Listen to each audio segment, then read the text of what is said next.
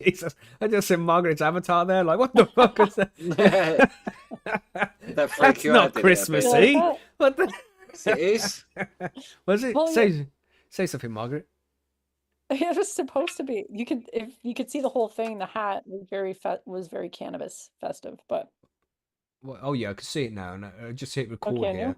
Recording in progress. There we go. Good job we didn't start with the yes, yes just yet, innit? I was distracted by that avatar.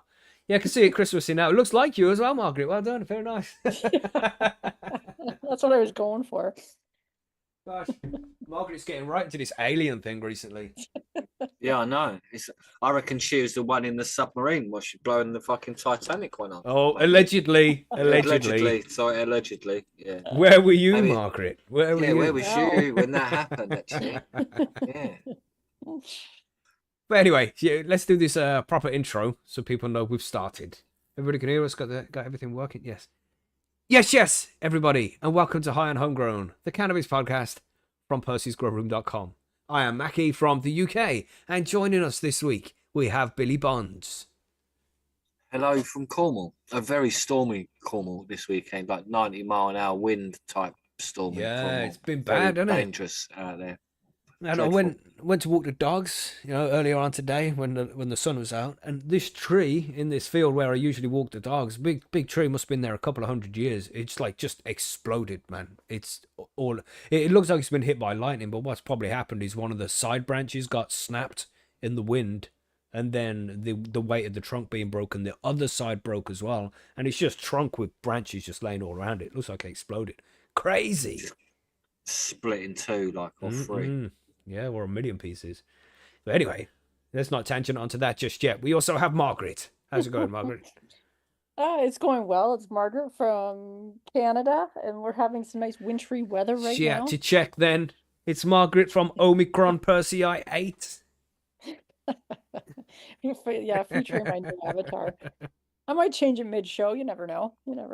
Oh, random. That'd be cool. Yeah, as you can see, we've got Christmassy avatars. Well, if you're watching the YouTube version of the podcast right now, you'll see we have Christmassy avatars. And that's because we have a Christmas avatar competition going on over at Percy'sGrowroom.com, where you can win an Ariza Solo Free Vaporizer if you have the best avatar. It's going to go to public vote. So, yeah, come and join in if you're a member of the forum. Yes, lots going on over at the forum right now, I see. There's lots of competitions. We'll get to that in the forum news and stuff. But yeah, loads going on. Welcome to the show, everybody. We got the cannabis news and events, as we do every Sunday. And of course, we have the grow guides as well. We're going to be talking about curing cannabis in the grow guide, which is the last step of the grow. The whole process is nearly complete here. But let's have a look at some of these news stories that we have to cover. We got some in the poll there in the YouTube chat for you to choose as well. If you there's 4 different stories. Snoop Dogg's open online weed store. We have big changes in Ohio cannabis law. Raw cannabis equals lawful search, and the Czech Republic to legalize medical. 4 different stories. That's got one of those we're going to cover last. So you just pick which one you want us to cover. But along with those, we also have. Let me get to the screen here. We also have a man charged with manslaughter after Newcastle cannabis blast kills 2. This is a tragic story, man. We're going to get to that one first because we want to get the tragic one out of the way first. We got a couple of tragic ones actually today. Yeah, so explosion in Newcastle. We have the DEA postpones rescheduling hearing. Key players share quarterly results because they were supposed to talk about legalizing cannabis in some meeting that was supposed to happen on the 2nd of December, I think, and it's got postponed until next year. Bullshit. Have some Lithuanian van driver on cannabis ran over a 94-year-old woman. Not just once, everybody, but twice. What the actual fuck? How cannabis use in Canada is changing. Less smoke, more sweets. But yeah, edibles are becoming more and more popular in Canada. I reckon it's because there's this one podcast out there. It's just encouraging people to consume all of these edibles. That's definitely why. Gosh, what's the name of that podcast again? Margaret, can you remember? I think it's Bite Me the Show About Edibles. That's the one. That's the one. Yes. Go and check it out, everybody. Go and get some more edibles down here. And also we have cannabis use increases risk of psychosis independently from genetic predisposition from the King's College London. So just another one of those, and you can see in the title, I'm like, psychosis again, because this is all they ever fucking talk about. Cannabis does this for psychosis. Can we hear more about the epilepsy stuff, please? Can you do studies there? Huh? No? Okay. King's College again, eh? That's Yeah, King's surprising College. because, not as if they're not backed by pharma, but the less I say about that, Not the more biased at alleged. all, are they? No, Well, enough no, for no you. conflict of interest there at all. So you can see we've got some good news articles to move on to there in just a little bit, but we want to talk about what we're smoking on first. What have we got, Margaret? What do you have this week? I have edibles and I also have a beverage today by Sense and Ooh. Purpose. So I'm excited Okay. to try that. What Yes. kind of beverage is it? It's a sparkling green tea lemonade with ginger. Oh, damn. Canada's living the dream over there. Gosh. Getting a Right? bit posh out there, isn't she? Like, Yeah. You can see why GB's moving out there. You see, I spoke to GB last week. Remember GB was on Did the ya? show a long time ago. Yeah, I spoke to him last week sometime, and he's like officially moving to Canada now. In the next few Yeah. days, he'll be moving out there, and I can see why. Of course. I know it's got bad snow and all that, but and bad geese, Margaret. I know you don't like the geese, Oh, but the geese. Yeah, not a fan. but the cannabis laws, man, they're a lot better than what we have over here in the UK and Ireland. So hopefully, I've spoke to GB and maybe, I mean, it's not, we haven't penciled anything in just yet. But once it's moved over there, we're going to try and get him on for an interview to find out how everybody else can move over there. But as I say, that's just a maybe right now. I'll let you know more when we've got things cemented. That would be cool. But yeah, what you got, Billy? What are you smoking on? yeah, man, I've got a nice cross here. It's a red lead puck cross with a super silver haze, and it's quite nice. But what's even nicer is I made some hash out of the trim as well, and added it to it. So I'm like being like extra posh today with the added hash, and it's proper tasty. The hash, like Extra nice. resourceful. Nice. Yeah, like proper nice. Yeah, I've got my Mighty out. I cracked the Mighty open a couple of days ago and was like, let's try this. Yes. I haven't done this for a while. It's like, ooh, that's some delicious cannabis. So, yeah, man, the Mighty is it's just different, and it just hits different. Yeah, it is nice to do it for a How vape. are you usually consuming your cannabis? A Like joints? smoke. Yeah, just a small I joint. see. I've gone from Yeah. rolling big ones, well, I say big ones, a normal size joint, everybody. I'd roll one of those, but it would last me about a week. And then when I've got to halfway through and it's a few days old, it just tastes like stale shit, So I don't really want to So you're smoke it, you know? You're not boofing it no more, then, no? No. Well, then I moved to the single shooters, the small, just roll-up size joints. But that would last me a few days, and that would also taste like shit. So now I just, over the last week or so, I've just been using this Mighty instead. And yeah, I prefer this method, I think. I use less cannabis, and it just tastes so good. And it gets me It nicely tastes so high. good. Mhm. Yes. So you're a vapor now, then again. So now you're Yes. a vapor. Yes. Dry Right. herb vapor, though. That's an important distinction. Mm-hmm. Yeah. Dry herb vape is different from the Yeah. old Dry herb vapor. properly yeah, in glycol shit. Yeah, Yeah. exactly. Yeah. You're not a vapor. You're a dry herb vapor. That's right. Yeah, so let us know what you're all smoking on in the chat, everybody. We want to see what's going on there. And don't forget to vote in that poll for which news article you want us to cover last as well. Yeah. But that's it. Anything else to add before we move on to the news? That's a big no. silent no, Yeah, then. that's a big no. Let's go on to the news. Let's do it.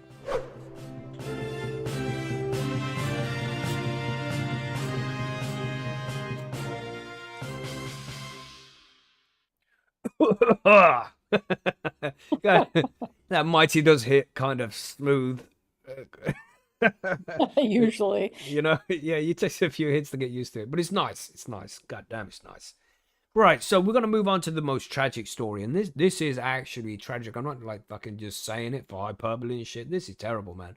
And I just wanted to bring this out because this is the importance of growing safely, man. Don't underestimate this shit. Be very careful, make sure you got everything set up properly. You're not overloading sockets. You're not doing anything dodgy. You're not stealing the electricity. Make sure everything's set up and everything's safe, because this kind of shit can happen and does happen, as we can tell in this news article here. This is from The Guardian. We have man charged with manslaughter after Newcastle cannabis blast kills 2. Reese Galbraith charged with manslaughter and cannabis production over explosion that left 7-year-old boy and 35-year-old man dead. Fucking tragic. Wait, 7-year-old kid. You Can people know? see the picture? Yeah, if you're on The a article?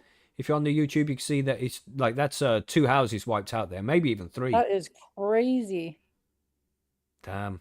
Wow. That is pretty tragic. You know, just a poor kid. You know, and the bloke, of course, 35-year-old bloke, but we can all sympathise with that. But the kid as well, just 7 Right years before old, man. Christmas. I guess it was This was in but October, this was, but still. still, yeah. So a man has been charged with manslaughter and cannabis production after a house explosion in Newcastle that killed 2 people, including a 7-year-old boy. The blast happened in Violet Close in the Benwell and Ellswick area of the city, and in the early hours of October 16th. Northumbria police said Reese Galbraith, 33, from Gateshead, had been charged with 2 counts of manslaughter, production of cannabis, and being concerned in the supply of cannabis. He was due to appear at Newcastle Magistrates Court on Thursday after being arrested in relation to the explosion on Wednesday, police said. 3 men previously arrested as part of the investigation, 2 in their 30s and 1 in his 50s, remain on police bail pending further inquiries. 7-year-old Archie York and Jay Laws, 35, died in the explosion.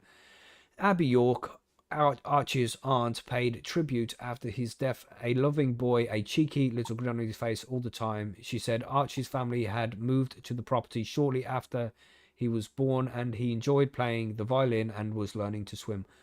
On Facebook, she described him as the most beautiful, funny and caring little boy. She added, Archie was my nephew and the most beautiful, funny and caring little boy, and his name deserved to be shouted from the rooftops. We all love you so much, little man. You didn't deserve this. Fucking tragic, man.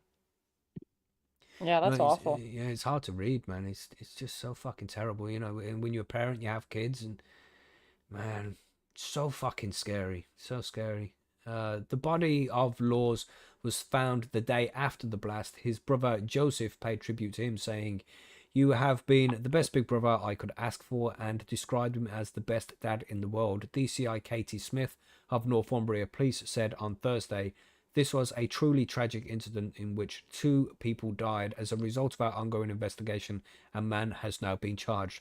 We recognise the strength of feeling around what has happened and would continue to ask people to avoid speculation both online and in the community, which could jeopardise the ongoing proceedings. Inquiries also continue, and we would further ask anyone with information who is yet to come forward to contact us as soon as possible." So yeah, it seems, I mean, because there's no information in the article itself about cannabis grow. So yeah, maybe the glass. I mean, the blast. It must be something to do with a gas leak or something. You know, you see the picture, Billy? Yeah, I was going to say the picture. It looks like it's some sort of gas explosion because there's nothing else could really do that. It's like Yeah, because that that's just- leveled the yeah. place. yeah. And So, where it's leveled 2 houses, it's like it's exploded from like the kitchen, which would be the 2 central points of the house connected well, to the house. that's where the next gas to. would have been Yeah, leaking what I mean? from. But Yeah, that's what I maybe reckon. maybe it was like rigging the electricity or something. And this is all just speculation, which they didn't ask us to do. But you know, we're still gonna Yeah. fucking discuss it. But it just seems maybe they found a cannabis grow in there. So I don't know. Was Could it he also stealing be like electricity? some people are speculating in the chat too that it could be that he was trying to do something, not just grow, but like Yeah, maybe extraction. BHO or But that much of an Yeah, but explosion from BHO. I was going to say, yeah, you can't. How much sort of canister he's using is like a Cala gas fucking canister, like for you know what I mean, like Yeah, 10 man. kilos of gas or something, or even more. How many kilos of gas do you reckon that is to cause that explosion? That's 2 houses just Yeah, I wasted. have no idea. Yeah, completely blown out. And Yeah, maybe but even think 3. about- I think it's 3 houses, man. It seems like Well, a 25 kilo gas canister, they're not that big, if you know what I mean. Hmm. So we're talking like some massive explosion there. So that ain't Yeah. extraction. That's something like that. That's got to be that. It's got to be that something to do with the kitchen, It's, the gas. yeah, there must have been a gas leak and some dodgy electrics. Yeah. you do have to Yeah, be got to be. careful. Mm-hmm. I This is do why it's know. important, you know. Sorry, Margaret. No, just recently I was setting up some stuff in my tent, and I was just putzing around, and I plugged in my light for the first time, and I noticed a smell. This was like a couple of weeks ago. I was like, "What is that smell? It smells so weird." And I had a peek, and I saw a wisp of smoke coming from like the power bar that the light was plugged into. Yeah, you said about that. Yeah. Did I already? I was just Yeah. In the oh, shit. interview last week. Oh, right. Yeah, it freaked me out though. So Yeah, it Well, would for do. sure, you know. obviously I unplugged it right away, but like if I hadn't been there and I'd walked away or something, maybe I could have burned my whole house down. Yeah. That's it. If you was at work or something that time, Yeah. and you got the automatic timer on, scary, man. You have to be really Yeah. careful with this kind of stuff. You know, it's better to be safe than sorry. You need to make sure that everything is above board and legit. You know. But Laszlo in the chat there said commercial extraction. Mm-hmm. It could be the case because you know. Yeah, but with what? Commercial extraction with what? What sort of would blow up two houses? Even with, I'm saying, even with commercial extraction, the canister would not cause that explosion. That has to be like a mainline gas explosion. Yeah. It exploded both houses, if you know what I mean, Mm-hmm. from a central point. Yeah.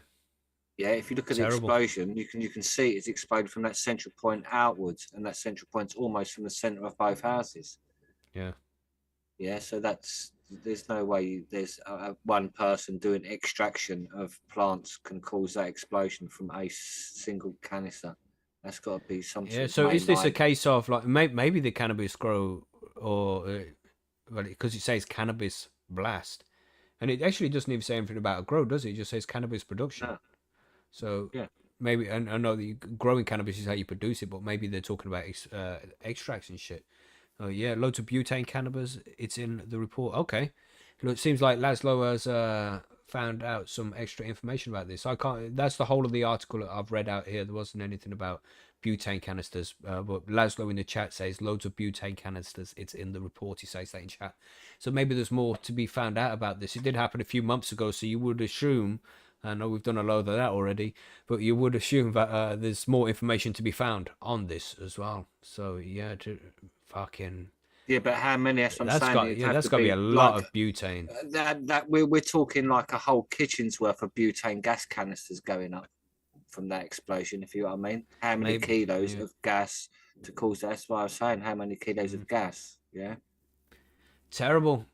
But regardless of the circumstances, the young kid lost his fucking life here. This is terrible Yeah, shit, exactly. man. Yeah, he shouldn't be doing it anyway. Yeah. Yeah. So, you know, just be careful, everybody. You know, it's so easy to just be like, oh, it won't happen to me. But it fucking can, you know? You don't want to be causing anybody else fucking harm because you made a stupid decision. You don't obviously be causing yourself harm and shit. Oh, come on, man. There was a guy in my town that happened to. Actually, it was like same at thing. least a decade ago. He was doing something shady, making some kind of extraction process, and blew up his place. Yeah, I've seen it happen as well. But I haven't seen it Yeah. happen, but there was a house in my area not so long ago that was completely burnt out and blown out because Yeah. people were And- extracting cannabis, some Yeah, probably butane again, going for some Yeah. BHO. yeah. Because I don't know if it's really designed to be doing in like your kitchen. No, you Probably. shouldn't be doing it Nobody died, in thankfully, enclosed but spaces, man. Yeah, it needs to be done Yeah. outdoors, preferably.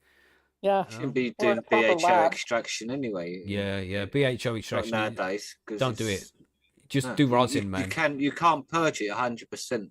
There's Mm. no way you can purge that extract 100% from it. So Yeah. whoever's smoking it, it's gonna fuck up their lungs. Just be careful out there, everybody. This shit does happen, unfortunately, and people lose their lives, man.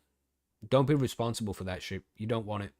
You don't want it on your conscience, man. You know, you don't want to hurt yourself either. So just don't do it. Be very careful. So with that one out of the way, with the fucking tragicness that was, you know, condolences to the families of the people who have lost their lives, man. Tragic. Should we move? Let's move on to another one. You want to cover one of yours here, Margaret? Yeah, Let's sure. Let's do a happy one. Let's talk about how cannabis use in Canada has changed. Let's talk about that. How cannabis use in Canada is changing. Less smoke, more sweets. Aha. People are really right freaked out by now- your avatar as well. You know, they're I know. like, I can't look at Margie's avatar. I'll fix it in a minute. The number of Canadians who reported smoking cannabis in the country continues to decline, according to new data. And while it remains the most common method of consumption, eating and drinking it is becoming more popular. So I need a sip of my drink. Just because it's apt. Yeah, exactly. The new data comes from Health Canada's 2024 Canadian Cannabis Survey, with more than Oh, 11,000. that made your voice higher.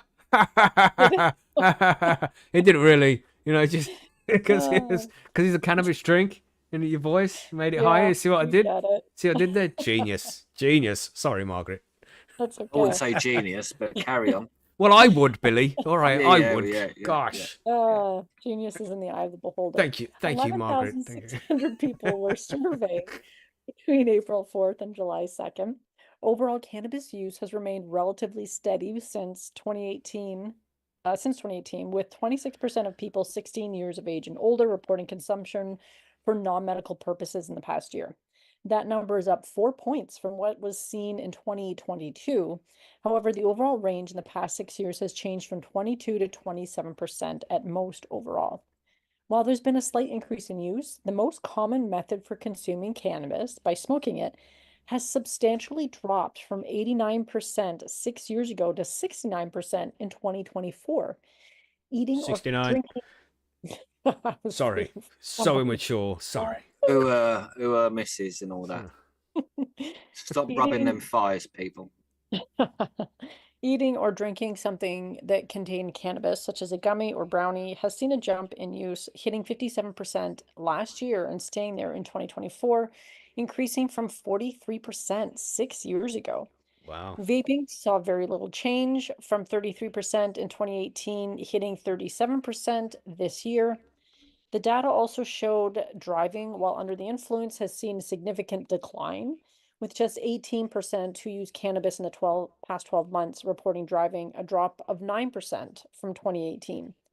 Even as the methods of consuming cannabis are changing, the survey showed the age groups using the drug for non-medical purposes have adjusted slightly since 2018 as well. Those aged 20 to 24 remain the highest users, with 48% having consumed cannabis in the past 12 months. No change from last year and only up 4 points from 2018. Use by teenagers 16 to 19, however, has jumped 5% since 2018, although 41% seen this year was 2 points lower than 2023. So what are they saying there? Sorry, used by teenagers 16 to 19, however, has jumped 5%. Okay. So yeah. So from 41 to 46. Yeah. Yeah. All right. Those 25. Yeah. Sorry, just to say, we've done a report on that, but that's down to the reason because they're using less alcohol and more cannabis, isn't it? Mm-hmm. Well, and also since 2018, that's when it was legalized, wasn't it? Yeah. Yeah. So maybe it was just like, oh, this is exciting, and now it's just like, well, it's not legal anymore, or it's not illegal, so it's not as taboo. Mm-hmm. So yeah, it went up, went down. But those 25 years of age and older have seen slight increases from the 19% seen after legalization, hitting 23% this year. In the years since legalization, the survey shows the illegal market has dropped, with only 3% purchasing it using non-legal methods such as a dealer. That's a drop from the 28% seen in 2018.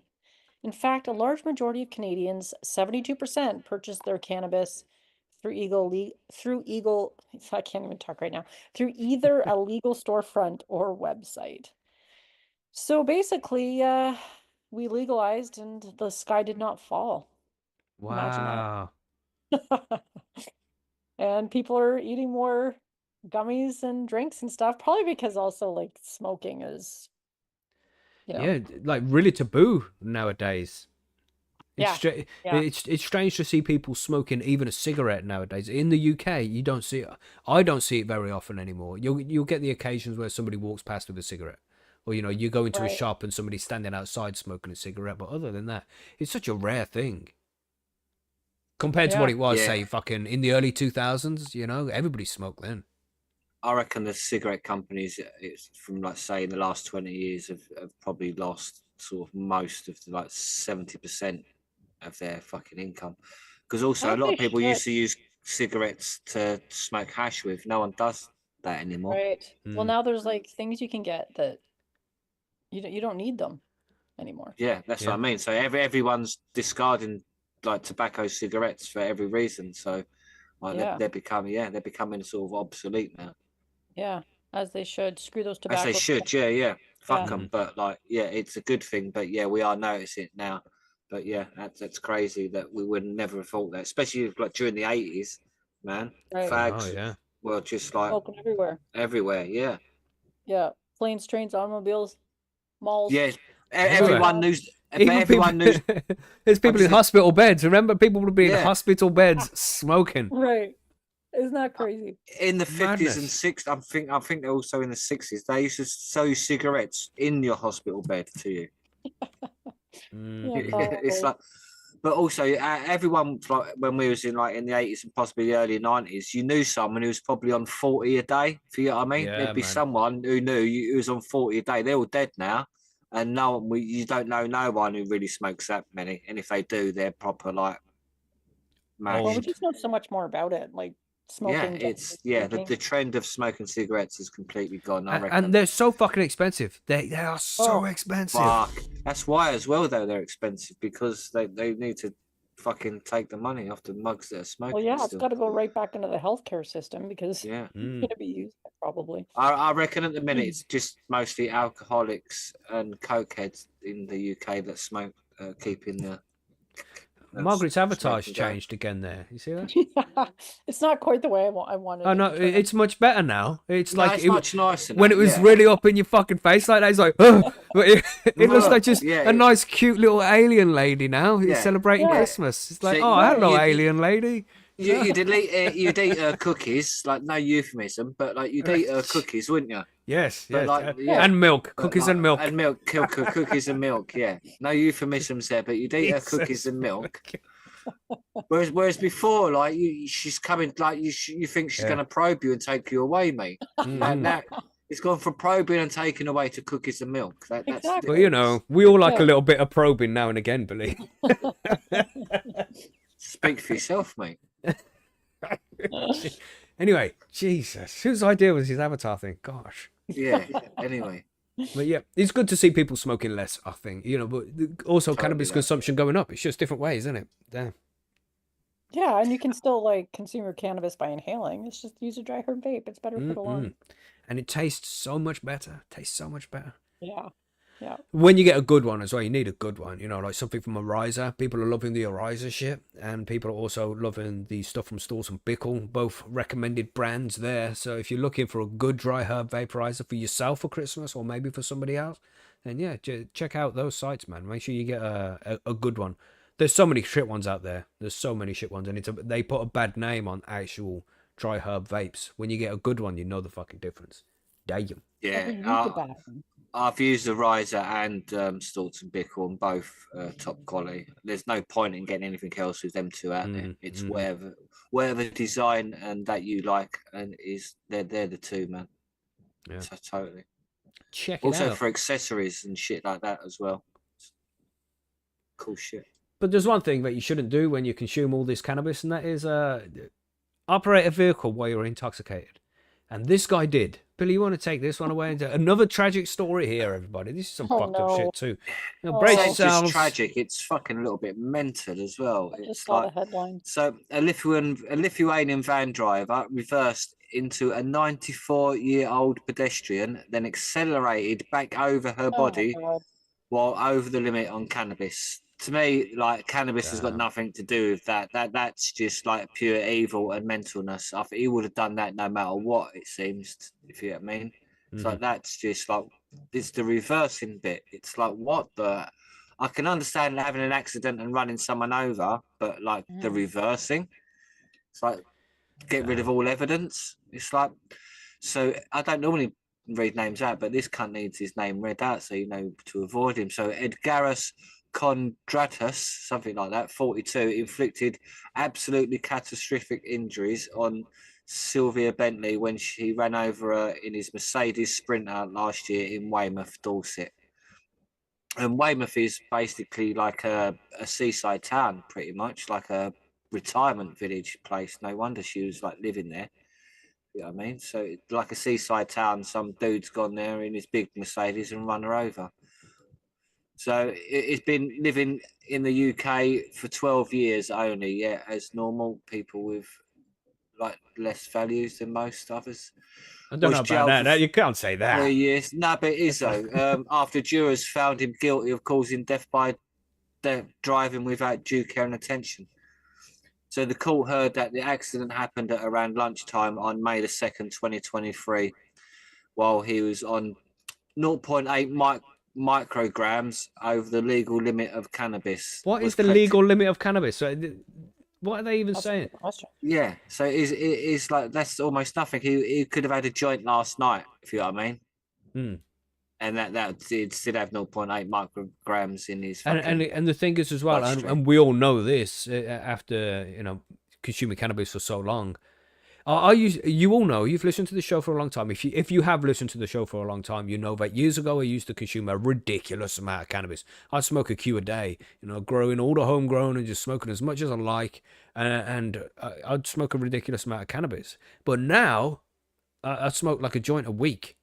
So the tolerance level, but I mean, I get stoned so quick. Just 2 or 3 draws on a cannabis cigarette, I'm fucked. Like way more stoned than I ever was smoking a Q a day because my tolerance was so high. So 0.8 micrograms in somebody's blood, it would definitely differ on which person was consuming it. 0.8 micrograms in my blood now would fuck me up, sure.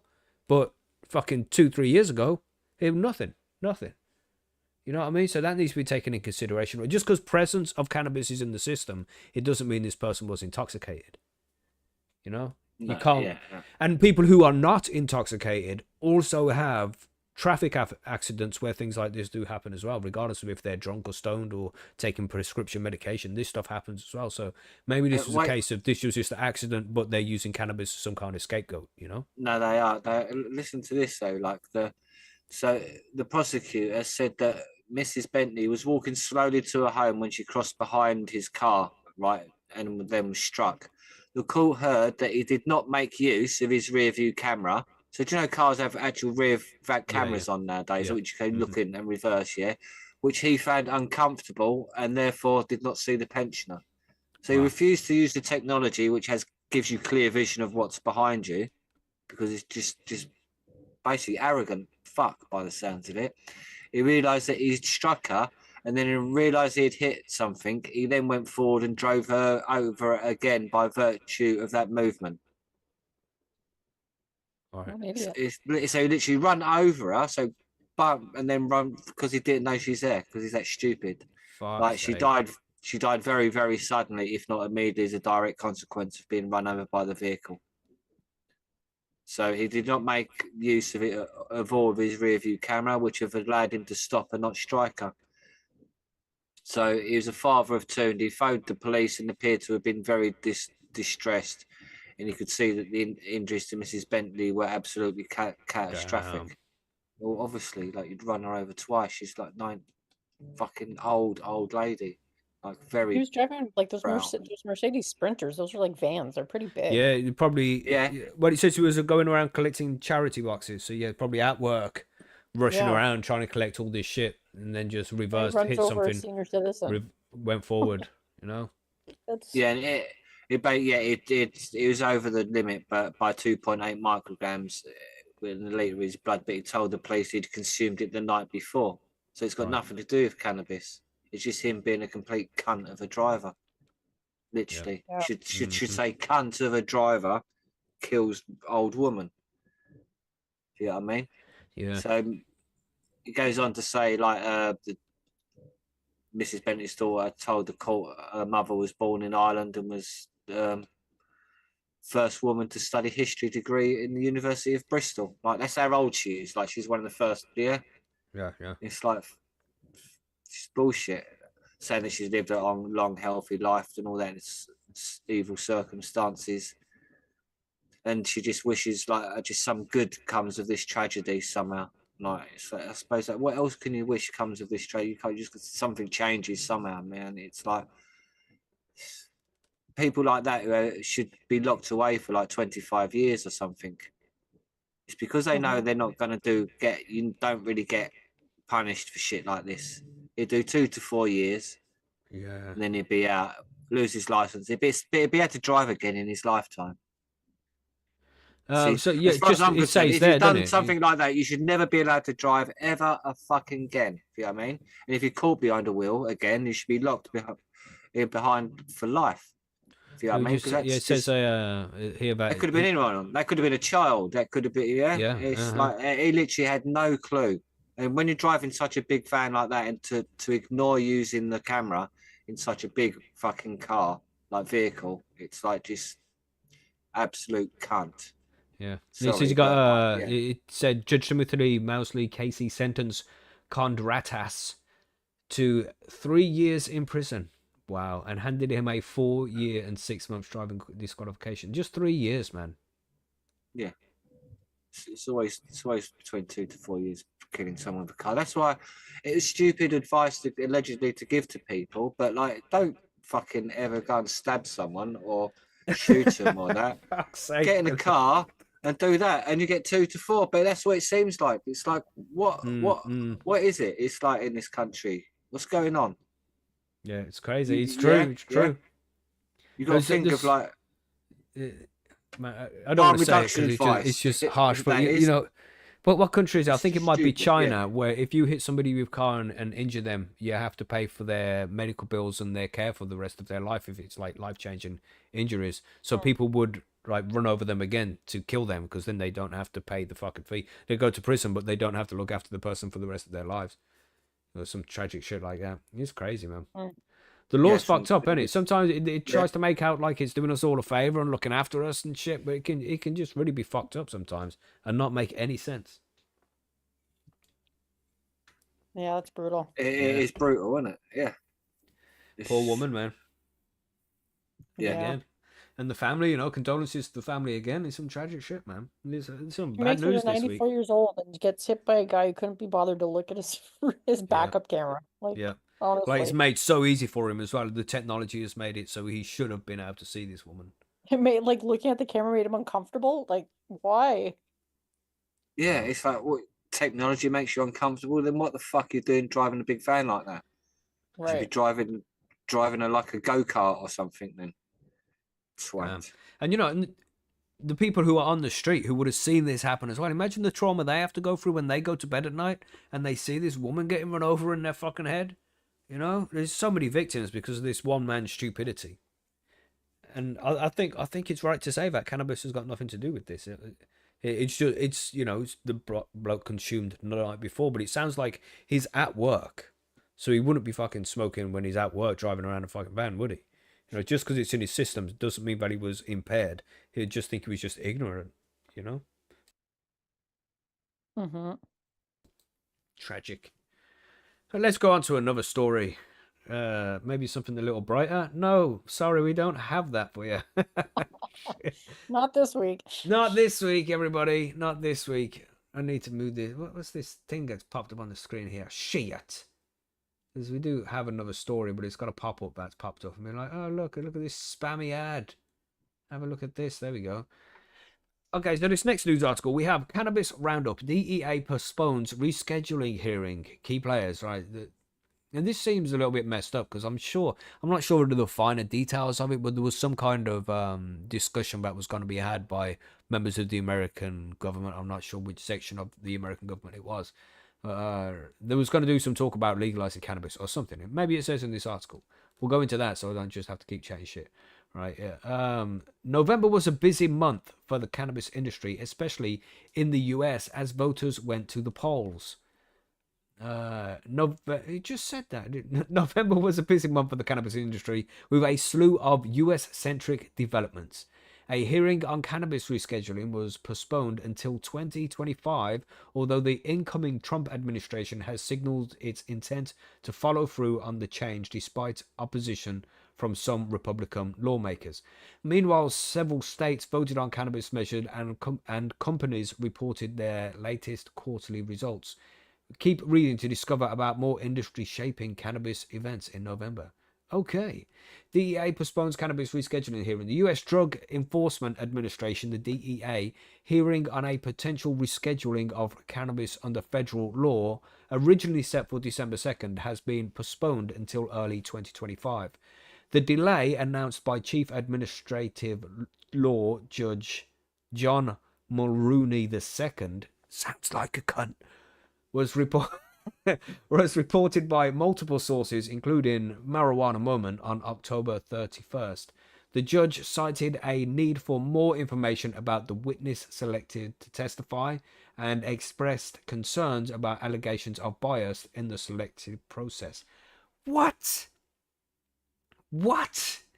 What does that even mean? Of course they're biased. They're all fucking biased. The people who have been keeping it illegal for this long have been biased, because they're getting a little bit of a fat envelope given to them by people who don't want cannabis legalized. Do you think they're fucking biased? Allegedly. Sorry, thank you, Billy. Thank you. How dare I say just terrible, stupid things like that. I apologize. Yeah. Allegedly. Yeah, exactly. Allegedly. A preliminary hearing was held on December 2nd, which the DEA described as a procedural day to address legal and logistical issues and discuss future dates for the evidentiary hearing on the merits. So they knew this date was coming up anyway, right? And they get there and be like, oh, sorry, we didn't do all the work we were supposed to do. We'll come back in 2025. What? That sounds about right. Oh my gosh. No witness testimony was involved on that date. The hearing is available for viewing online. Trump to follow through on cannabis rescheduling. As President Joe Biden's term comes to a close, lawmakers and advocates are urging him, put it on the screen, to take bold action on cannabis reform before the incoming president-elect Donald Trump takes office. I urge that guy too.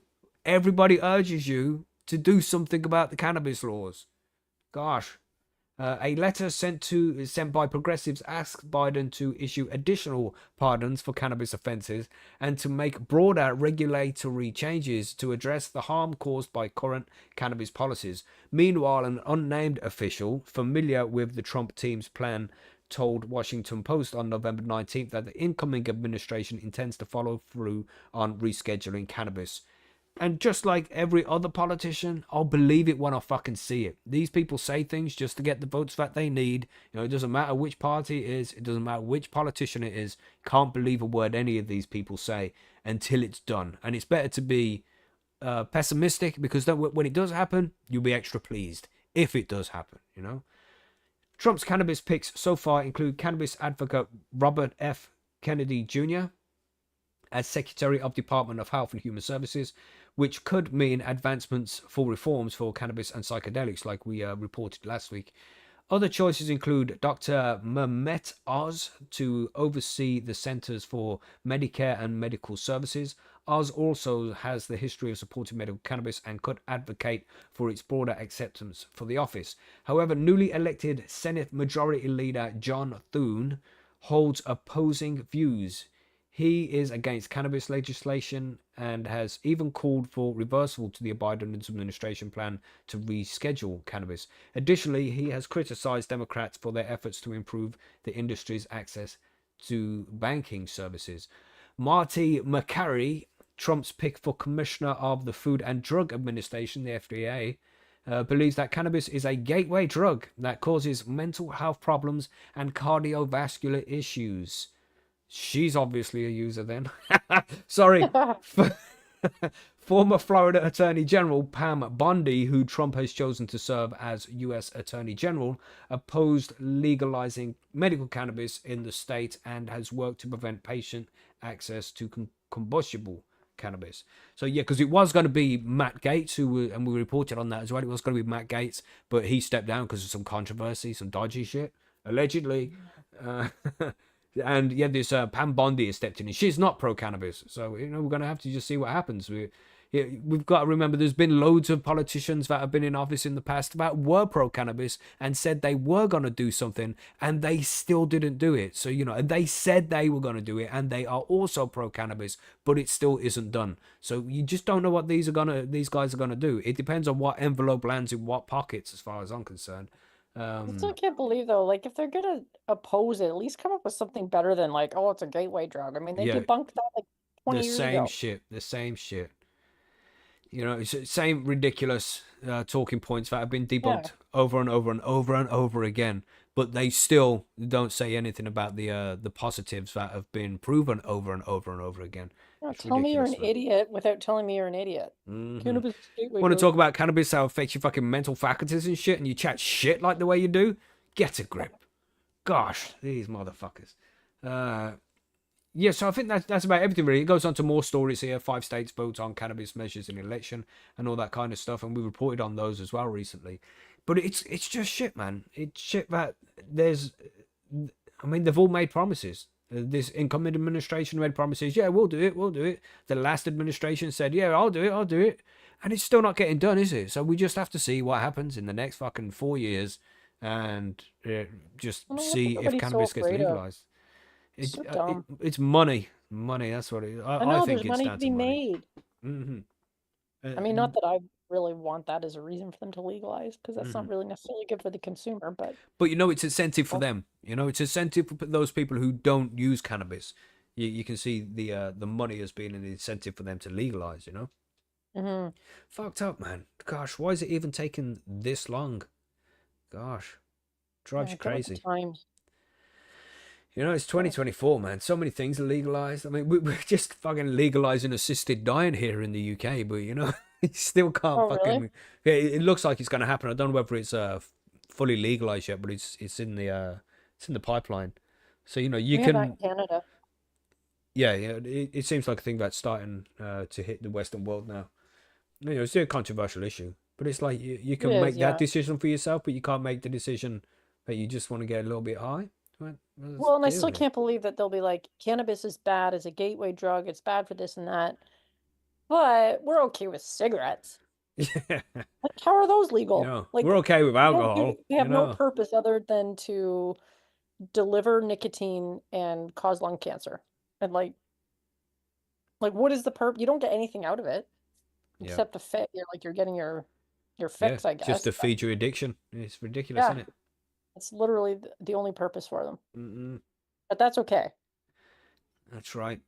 Freedom of choice is important, indeed. You know, yeah, as adults, you should be able to make your own decision as long as it doesn't have a detrimental effect on somebody else. Simple as that, in my opinion. We have one more news article here before we move on to the audience choice out there. So you want to go over this news article here, Margaret, and tell us all about psychosis and cannabis, allegedly. Yes. Well, this is from King's College London, which sounds very, Yeah, very it suspicious. sounds very, but they're full of shit too. Fuck them. Yeah, probably. Sorry. We'll find out in Sorry. a second here. So, the title of this article is Cannabis Use Increases Risk of Psychosis Independently from Genetic Predisposition. Ooh. The new research from the Institute of Psychiatry, Psychology, and Neuroscience, LOPPN, at King's College London and South London and Maudsley NHS Foundation Trust, holy, could they shorten that a bit? Has shown the genetic load for schizophrenia and frequent use of cannabis have independent links to the likelihood of developing clinical psychosis. Whew, that was a lot. The It's a proper results from sentence, that was. Gosh. the results provide insight into possible future ways to identify those at higher risk of psychosis and help inform preventative strategies. There's a well-established association between cannabis and psychosis, but the underlying role of genetics in this relationship remain unclear. Polygenic risk scores, PRSs, summarize the estimated small effect of many common genetic variants on the risk of developing a disease or disorder. Recent advances in the collection and analysis of genetic data have enabled PRSs to be calculated for a range of disorders. Published in Psychological Medicine, the study aimed to explore the genetic mechanisms that underpin the relationship between heavy cannabis use and psychosis. Researchers worked with 2 large data sets to establish PRSs for schizophrenia and for cannabis use disorder to investigate their relationship to psychosis and patterns of cannabis use. The research was supported by the Medical Research Council and the National Institute for Health and Care Research, Maudsley Biomedical Research Center.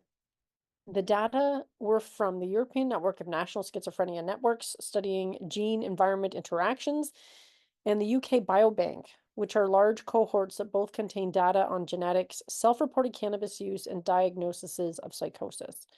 There were 1,592 participants from EU GEI and 145,000. Can we just see how Yes. fucking fucked up that is? You know, when they have these studies for the negative effects of cannabis, the alleged negative effects of cannabis, and they have fucking all of these participants take part. But when they're looking at something good that cannabis could potentially do, say for battling Parkinson's or something, they'll be like, "Oh, we only had 40 people," and it's like, man, it's ridiculous. I won't go on, but you get my point. You know what I mean? I do. Like, Yeah, lots of participants fucked. because the 145,244 participants from the UK Biobank. In both samples, lifetime frequent cannabis use was associated with increased likelihood of psychosis, and this was the highest among those who were daily users of high potency cannabis. High potency cannabis was defined as having THC content of 10% or more. Huh. That doesn't That's not sound high quality. that high to That's me. not potent. That's mild. Right. That's interesting because like some of those vapes and like concentrates you can get are like way higher than that. Yeah. But this relation, so basically they're saying though that the study was for daily users of high potency cannabis. I mean, that means like everybody's a daily, if you're a daily user, and that's everybody's Yeah. Good at point. risk here. But the relationship remained the same when researchers accounted for the PRS for schizophrenia, suggesting that the environmental risk from cannabis use for psychosis is independent from the genetic risk. Okay, in the EU GEI cohort, researchers found that schizophrenia PRS was not associated with an individual's propensity to try cannabis or the frequency of use. In the UK Biobank, there was also no association between schizophrenia PRS and cannabis use in those with a psychosis diagnosis. However, among those without psychosis in the UK Biobank, the PRS for schizophrenia was associated with lifetime and daily cannabis use, but the effect was substantially reduced when the PRS for cannabis use disorder was included in the model. What does that mean? I don't know. I'm trying to It's like, are they saying the opposite? Are they? It sounds like me. They're saying the opposite. Like, yeah, they're getting schizophrenia unless cannabis was there, and then there's none. I don't know. We're gonna have to get the listeners to tell us what the fuck just went on here. I need a scientist to like translate all that. That was clear as mud. Yes. No association between schizophrenia and cannabis use in those with a psychosis diagnosis. Yeah, that rhymes. So are they saying then that there was no association between getting schizophrenia and your cannabis usage? Yeah, I really don't know.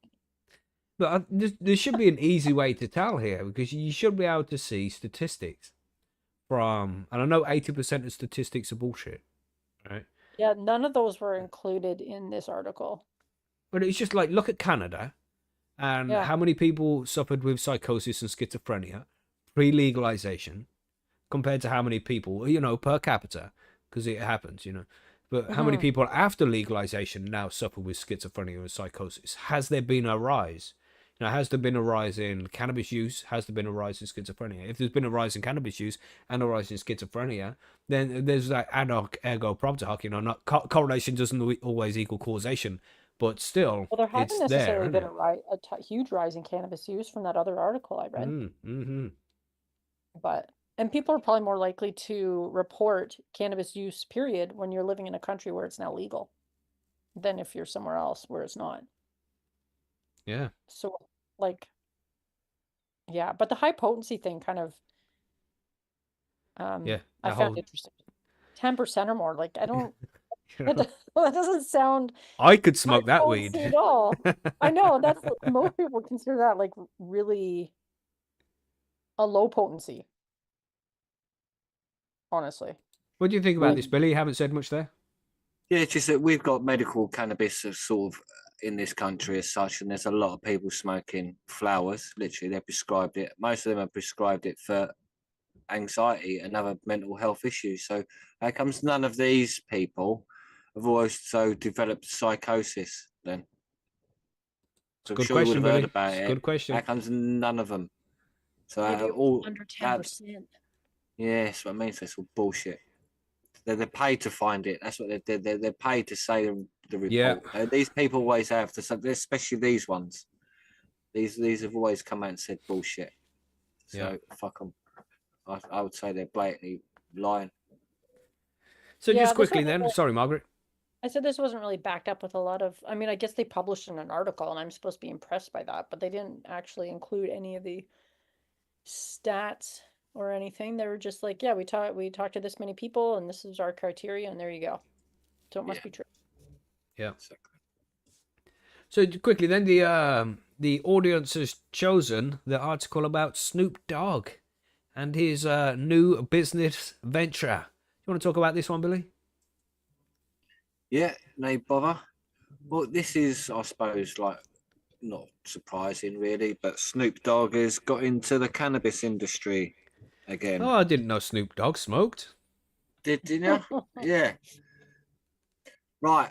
Basically, the hip hop icon and multi talented entrepreneur Snoop Dogg on Wednesday opened an online shop selling cannabis flower and other hemp derived products with a shipment direct to US customers in more than 36 states. Wow. So it's like 36, more than 36 if you can't count. I wonder how that So- works, because they have the whole state, what's it called, interstate commerce, where one state, so you could go from California, that's legal, to Oklahoma, that is Yeah. also legal, but you've crossed all these state lines. And Yeah, that means maybe there have whereases in that state and then that's, yeah, rather than shipped from crossing the some cup- fine lines yeah, there. Yeah, there's some dodgy lines going. Yeah, but basically, including many, and also it says including many that have not legalized recreational cannabis. So Fucking hell. I suppose it's only selling to the medical market in them ones. I assume. I assume, otherwise it'd be like a bit like bold. But hey. Also featuring lifestyle products including smoking accessories, premium tobacco cigars, and limited edition merchandise. Surprise, surprise. The new direct-to-customer marketplace, swed.com, which is obviously smoke weed every day. Well, And- well, it wasn't obvious. I was like, Swed, what's that? Snoop weed? I Oh, was smoke wondering weed that, every day. actually. It's Yes. definitely not obvious, Billy. Thank you for pointing it out. Okay, that's all right. No problem. Smokeweedeveryday.com launched at 4:20 p.m. EST on December God the 4th. damn. So cliche. Yeah. So the launch of the online shop follows Snoop's SWED cannabis dispensary in LA, which also opened, and a so-called coffee shop in Amsterdam. So that'd be interesting to go to that when I next go. So where patrons are able to purchase small quantities of cannabis and other weed products. Here it goes. The initials SWED stand for Smoke Weed Every Day, a Snoop Dogg mantra that has grown into an international lifestyle brand. So the online shop will feature a curated section of authentic Snoop Dogg and Death Row Records branded hemp-derived cannabis products, including THCA flower that contains non-psychoactive precursor. Oh my gosh. Wow. what a That's load of how they're weight. getting away with it, isn't it? There we go. Loophole. Yep. So basically, yeah, that's how they're getting away with it. Other products available now or in the coming weeks include rolling trays, cigars, tobacco, blunt wraps, pipes, vaporizers, and other exclusive rip-off merchandise. Sorry, the word rip-off ain't in there. I just put it in there because it's going to be marked up to fuck. Because they do, they get the same tray with the Snoop's logo. It's going to be cost 5 times the amount, isn't it? Yeah. That's what they do, these people. But, hey, It's like good the luck to Snoop them. we mentioned earlier about vaporizers, and you'll make sure you get a good one. Yeah. Don't sue us, Snoop Dogg, you rich fuck. But I'm just telling the truth. My experience is I had one of those Snoop Dogg G pens as my first dry herb They're shit. vaporizer. Terrible. Terrible. But shit. Oh, really? Cough, cough, cough. Yeah. Yeah, they're absolute crap. shit. Absolute Fucking shit. If you want a shit. good vaporizer, you have to go and get a good vaporizer. Don't get a Yeah. G pen and think, oh, vapes are shit, because vapes are not shit. You just have to get the right one, not a G pen. You want to carry on, Billy? Sorry. Yep. Okay. Right. Here we go.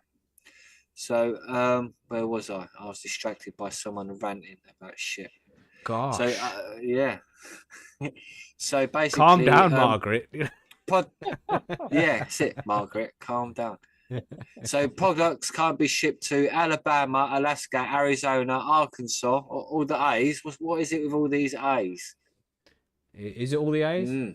Yeah, well, you got California, Georgia, Idaho, Minnesota, New Hampshire, Nevada, Oregon, Rhode Island, and South Dakota. So basically, that's where the line's drawn. The state line, mostly. So Swed.com is designed to deliver a complete lifestyle experience with products hand-selected by Snoop himself. Skeptical. Yeah, totally. The company wrote in a statement about the launch, from dog leaf natural tobacco leaf wraps to exclusive Death Row Records rolling trays and odor-proof backpacks. The site is a one-stop shop designed to offer premium experience for collectors, connoisseurs, and everyday users alike. You got to give it to Snoop Dogg, man. That guy money. knows how to make money. He knows how to make money. He is a branding master. He's on that shit, man. Yep. I'm surprised it took him so long. I was wondering about that too. Maybe waiting just till enough states have legalized to make it worth his while, sort of thing. Yeah. So although the initial selection of products is limited, more are expected to be added as they are personally approved by Snoop.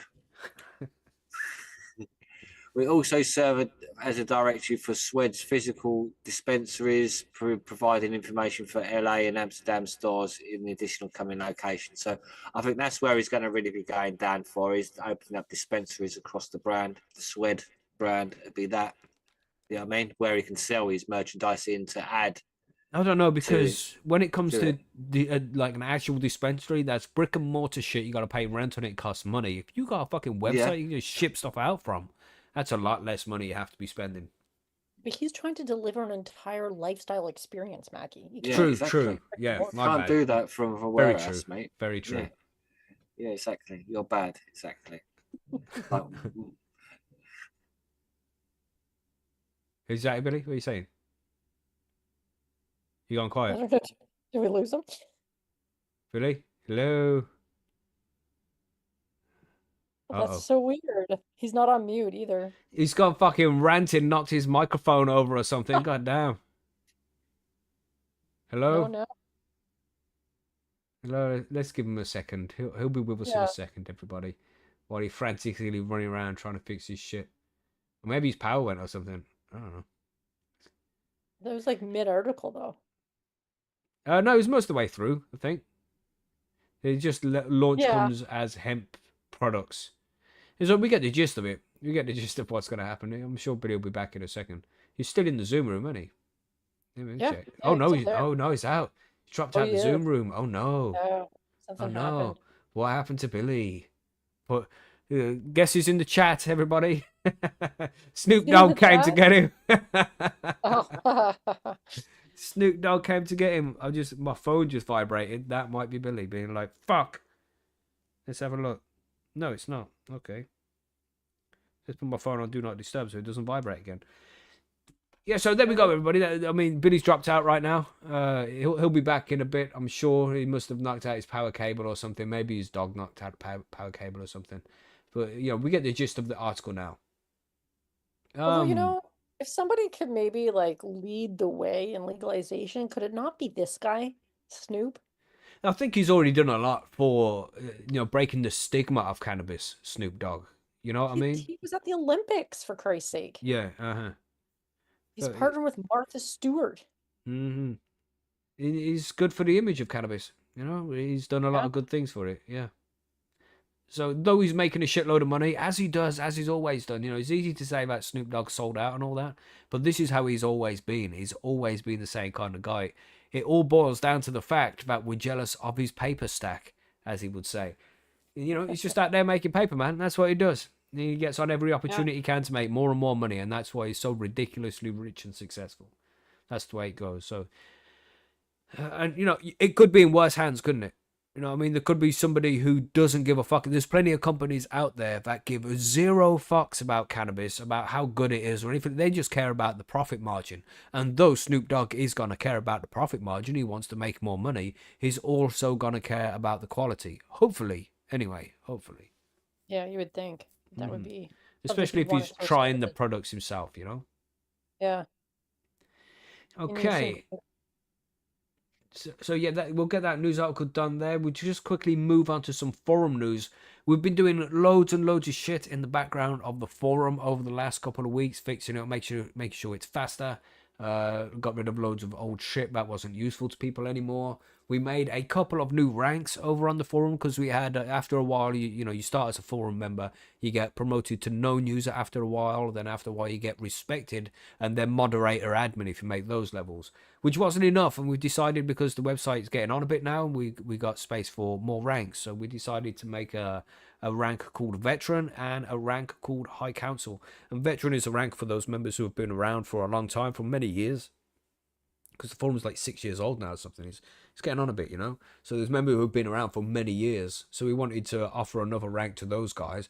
And we also have one called the High Council, where people who are proved to be quite knowledgeable growers who are also going around the forum and helping people out a lot as well. You know, with their expertise, making sure that people are learning how to grow, and always nice and friendly with their approach, and you know, just helping people learn how to grow cannabis. So we have the High Council as well. So just a quick shout out to all of those people who were promoted this week, and it's a long list, man. It was we promoted a lot of people. It was good to see. So here we go quickly. From forum member to known user, we have Grumpus, Cookie Grow, Green Fingers 87. Big Bad Wolfie, Josh 82, Canabro, UK Grow 89, Morgasmo, and Plain Code. These people have already been promoted over at the forum. You get access to a new forum section, and there's a special known user only competitions in there sometimes as well, so keep an eye out for those.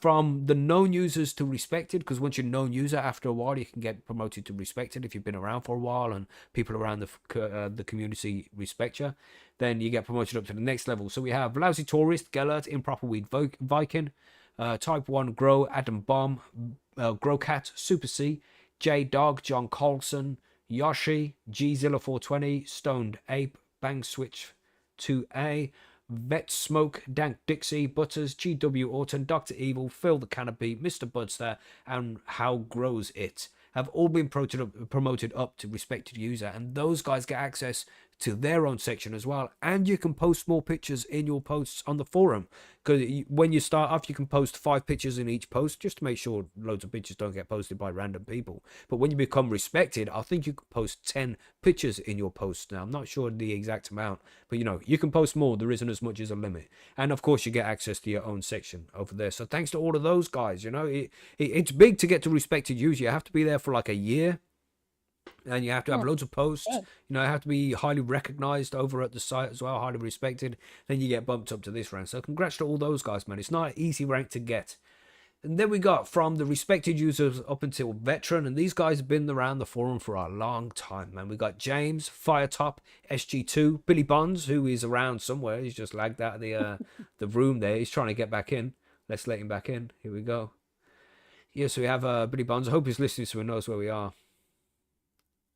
Yeah, Billy Bonds, Artman, Grodad, South Silly, Backblast, and Mr. Crichton have all been promoted up until the veteran rank, and that's a brand new rank. Everybody, it looks purple. It's real nice. You also get access to your own section and shit. So here's Billy. Billy's back. What are you saying, Billy? Maybe he's not. You know, he's still on mute. He's still on mute, Billy. Hello, I was on mute then. What happened? What happened? 1 sec. I had a power cut. 1 sec. Oh, boo. Boo. Welcome to the UK 2024, everybody. There's been a mad storm. There's been a mad storm over the weekend, and that's probably the cause. You know, but just one more thing here. We have from respected user up into the High Council. These are the expert growers we have over at the forum. We have Woody2, Chilbert, Top Loader, Savans, and Mitsos. just a select few there. Very, very difficult rank to achieve. You have to really be able to show that you have the abilities to grow across numerous mediums and be able to give advice in a nice, friendly, polite way. So congratulations to everybody. There's a huge list there of people who were promoted this week. We haven't done promotions for a while. They were all well overdue. And I hope you all like it, man. I hope you all like the new sections. I hope you like the new abilities and stuff. Yeah, and thanks for everything you do. We have a forum. It's an online community, and it wouldn't be a community without all of these people that take the time out of their day to go over there and post and interact with each other over on the forum. So thanks to all of you for being part of it. It wouldn't be the same site without you all. So yes, thank you again, everybody, and congratulations. Other forum news we have here. Let's get through the last little bit. You can win an Ariza Solo 3, which I mentioned. Again, we'll quickly mention. If you want a good vaporizer, you have to get a good vaporizer. Don't go with the shit ones. So you can get the Stores and Bickle stuff. That's good shit. But also you can get the Ariza stuff. There's not very many brands out there that we would recommend, but those are the definite top 2 that we can recommend. If you want to get high quality shit, go there. And you can win an Ariza Solo 3 over on the forum. You have to already be a member. You have to have 20 posts. And all you have to do is change your avatar into a nice Christmassy avatar and upload that avatar into the thread over there. Oh, no, that's not the Christmas one. So all you have to do to enter the Ariza Solo 3 is head to the forum. Make sure you're logged in because you have to be able to see the links and stuff. And you'll head over to the Ariza website. And you enter over there, just put your email address in and stuff like that. So head over there, enter the info. You don't need to buy anything to enter the competition, but there is also a 25% discount code which you can use over at Ariza on behalf of Percy. So check that out. It's a good time to go buy a vaporizer of Christmas, everybody. 25% is not a small saving. It's a fucking huge one. So go get it. Ali Bongo is running the comp. This is the Christmas avatar comp over at Perseus, and as I was saying, you just have to upload a Christmas avatar, change your avatar to a Christmas one, upload it into the thread, and you can win a 9mm bong. It's some special bong, man. It looks really nice. I forget the name of it exactly, but it's linked in the forum, so you can go and see. So you can go and win a bong over there by just changing your avatar to a Christmassy one, and that will run until the end of Christmas Day. And after that, we'll do, I think it's 10 days of voting. And then the winner will be chosen by the community. So, yes. Well, Giant Grassy says, haven't been on a forum since Overgrow. Yeah, well, it's time to get over to PercySquirrelRoom.com, man. Come on. Stop making excuses. Get over there. It's a nice place. And yeah, more comes to come over the Christmas season. We've got a few more lined up as well, so stay tuned for those. And yeah, you have to obviously be a member to take part in those. We will be doing some little giveaways on the streams over the next couple of weeks as well, because Christmas is approaching, so stay tuned for those. But that's everything. That's all the news. Is there anything else to add? Interviews. Quickly run through the interviews. On Tuesday, we have an interview with someone from Miracle Farms. They grow cannabis for medicine after losing a family member to a rare blood disease. So they're going to come and tell us a story about all of that, and the reason why they grow cannabis and how they do it. Should be an interesting one. If you are a Patreon, come and join us on Tuesday at the usual show time, 9 p.m. GMT, 4 p.m. Eastern, 1 p.m. Pacific, over on the YouTube channel, or you'll be able to find the links in the VIP section of the Discord over on Percy's or on the Patreon page on Tuesday. Also, we've got a grower coming in who's been growing for 40 years. And he grows in living soil organic autoflowers. This is Ed Tech 64. He's coming in on Thursday. And on Friday, because we've got 3 interviews this week, we should have Cherry Blossom Bell, who is the late, great Frenchy Cannoli's assistant. So she's going to come and talk about hash. We did try and organize this last week, but she wasn't able to make it. So we have rescheduled it for Friday this week. Again, this will be a Patreon-only interview. So if you're a Patreon, you'll be able to get the link from the Patreon page, or you head over to percysgrowroom.com in the VIP section, or the Discord VIP section. But that is everything. Any news on your side of thing there, Margaret? You got anything from Bite Me? No, after all that, damn. I did do an interview with Cherry Blossom over the summer, though. So if you want to listen to that as a little appetizer to the main event on Friday, I would highly recommend that. She's awesome. Nice. Very cool. Yeah, I did see she was on your show, which has inspired me to try and get her onto our show too. Yeah. It was like, we know Margaret, your friend though. Margaret, we have mutual friend. Come on. Yeah, she's awesome. Yeah, man. It's going to be a good one. Looking forward to it. Yeah. So, yeah, there we go, everybody. That's all the news. Let's take a 5-minute smoke break. Let's do it. What the fuck happened to you then, Billy? What the fuck? Oh, he's gone out again. He's gone again, yeah. Jesus. He's having. Here Oh, we he's go. back. Here we go. What's up, Billy? Yo, What yeah, happened, man? back again. Power cut went, and then like my earphones were all fucking up, and because it all lost, so I had to reset everything and Damn. just been pure Stress when wank. shit like that happens. It's ridiculous time for it to happen as well, you know, when you're on the Yeah, live innit? stream. He's like mid-sentence. Yeah. Oh, wow. Gosh, I hope we can edit that and fix it, you know? It should be all right. I've dealt with worse. We should be all right. Oh, Everything back to normal now, yeah? yeah, everything back to normal. It's more of hoping the fact that Mitch don't kick off.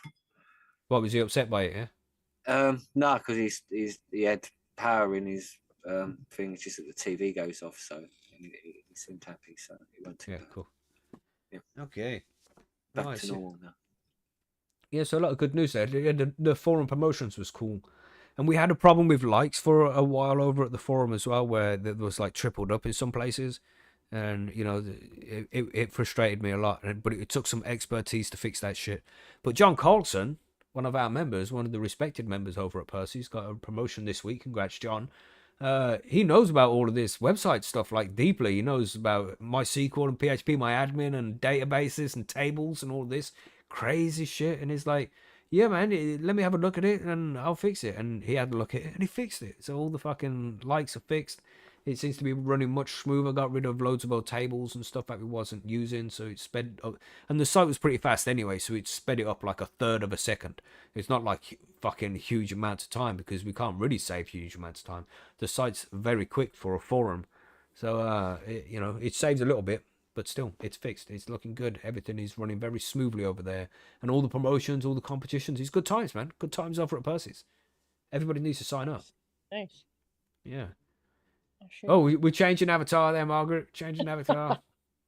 I'm trying to get to a different size though, and it's not working out for me. This one's older. This is an older alien. Do you think aliens age? That's an interesting question. Oh, that's a good question. You would that, know this, actually, Margaret, because you're into alien stuff. Apparently. You're just labeling Margaret as an alien fanatic now, you know? Because of that one time she bought it up on the smoke break. Well, you guys have like mushroom avatars and like evil elves or gnomes or something. I had to do something like in that Yeah, same well, vein. it's a fitting, gremlin. you know? It's what? Yeah. A It's a gremlin. Oh, gremlin. Right. Yeah, gremlins are Christmassy. You not seen the film? Yeah. Not in a while. Well, Not in a while. you got to watch it again then. Yeah, you got to I watch can it again check then. Yeah. It's Christmas, so I'm sure it'll be on at some stage. Where's it streaming? Oh, you'd have to pay. You know, it's all these good films that you have to pay for them all the fucking time. You want to watch a good one, you have to pay. Go to Amazon Prime Videos and you have to pay, even though you got a subscription for that shit. Cheeky fuckers. Netflix selection is absolutely shocking. Gosh. Was it the original Gremlins? Yeah, got to be the original Gremlins. Remember it? Fucking Crazy classic. here, apparently. Classic. You know, Mugwai. What? Yeah. Mogwais. That was the creature in the Gremlins. Oh, Gizmo the I haven't Mogwai. seen this movie since when did it come out? Like, 1984. I don't think I've seen it since 1984. So, like, sorry if I don't remember. Yeah, you're gonna have to watch it again then. It's a I guess classic. so. It's a I guess classic. so. Classic You know what? I Christmas somehow movie. sometimes think like the memory of the movie might be better than the movie. Oh, itself. definitely. You know how I found that out? Beetlejuice. Did I tell you? Oh, no. you Yeah. watched I watched Beetlejuice? fucking the old school Beetlejuice recently. It was late. We wanted to watch something with the boys, so I'm like, let me find something. Oh, look, Beetlejuice. The original Beetlejuice is there. Let's watch this. This was a good movie when I was a kid. And I watched it, and like, fucking, we're about 40 minutes through, and it's like, this is so bad. This makes no sense at all. The storyline shit, the acting shit, it's all shit. There's nothing, it makes no fucking sense. And Beetlejuice is the main character, appears in it like 3 times. The ridiculous Right. CGI, ridiculous nowadays because, you know, it was made fucking like in the 90s or something, so it wasn't so Yeah. bad then. But when I was a kid, I thought, yeah, great movie, Beetlejuice is so good. And then I've watched it now. It's like, I wouldn't recommend anybody watch that film. It's so shit. So shit. Oh Money my Pit. gosh. What's Money That's a Pit? cool film. Money Pit. It's a film about a house. And Oh, I've it's a seen that money movie. pit. Yeah, it's well funny. It's a proper funny film. It's got Tom Hanks in it. Yeah, I don't remember any of it though, and it's probably well, except that the house is falling apart, of course. Yeah, But that's the funny yeah, bit. Yeah, Money Pit. It's a brilliant film. I think the So, last old movie I watched was probably Idiocracy. again, that's just like beyond funny. That is, and a lot of stuff's come true in Kind that of film. timely, yeah. I think the Crocs thing in Idiocracy is funny because they all wear Oh, I Crocs. forgot about that. Because Yeah, in they the are all movie, wearing they wanted Crocs. everybody to wear a fucking pair of shoes that were just ridiculous. So they found this brand called Crocs and was like, oh, they're ridiculous. Let's wear them. And now everybody wears Crocs. My God. Yeah, Everybody because wears they were Crocs. right, because they're ridiculous, and now everyone wears them. And people get Croc That's a charms. Canadian Mum, company. yeah, Mum missus, she's got a pair of Crocs. And she likes the Crocs. I don't know. Each to their own, man. If you like them, then you like them. That's cool. Wear I your mean, if you're Crocs. out gardening or wearing them around the house, that's one thing. But as soon as you start going out in public, then it's a whole new thing. That's Yeah. all there And is when you're to it. buying charms for them, Croc charms, Yes. so you can, bespoke them a little bit. You know, those came out when my kids were in elementary school. That's how long they've been around. It's a Canadian company and they're really popular. And I remember taking my kids to school and like outside of the classroom where all the kids would line up their shoes, every single pair would be Crocs except for my kids because I refused to buy them. I'm like, these are so dumb. And now, 20 years later, they've been like, Mom, thank you. Thank you for not buying us Crocs. I'm like, They "You're know welcome." better eventually, don't they? Like, thank you. I hope that happens to me because one of my girls, she's determined to get on social media, and I'm like, no, no way. You have to be 18. Australia just passed 16, but no, I still think 18. 18 before you go on social media. Sorry, but And how dad, old is but she now? dad, don't care. Sorry, How old is she now? 14. Yeah, my sister's going through that with my 11-year-old niece. She wants to be on Wow, socials too. And tough she's shit. just like, oh, Tough shit. Yeah, You'll just thank be me in 10 strong. years' time. I tell her that. I'm like, in 10 years' Yeah. time, yeah, when you're in your 20s, you'll be like, oh, thanks for not letting me go on fucking Instagram, Dad. That really fucked up my friends. I'm like, yeah, no shit. Yeah, Yeah. no shit. Yeah, exactly. You know what I mean? It's just maybe sometimes the people with life experience know a little bit more than you kids do. Just shut up and fucking listen for a change. Fuck. if only it was that easy. And they'll be like, oh, yeah, that makes sense, Dad. Thanks for being so informative. Thank you. Yeah, I appreciate it. It's not going to happen, is it? You just have to hope for the best. But yeah, no social networks for kids, in my opinion. It's just too toxic over there. It doesn't matter which social network you're using, And the people on there are all crazy. So, Yeah. fuck social I media. agree. Anyway, what are we smoking on? We all got something to smoke. We all got something to drink. We all good to go. Maybe I should get Yep. another beverage. Yeah. No, I think I'll be all right. I'll be all right. I'm just waiting for I'm this good to go. vaporizer to warm up a little bit here. But then, we're ready to talk about curing. Are we good to go already? Yeah, think so. as long as the electric gods keep me supplied, then I'm good. Let's do it then. Let's go to the grow guides.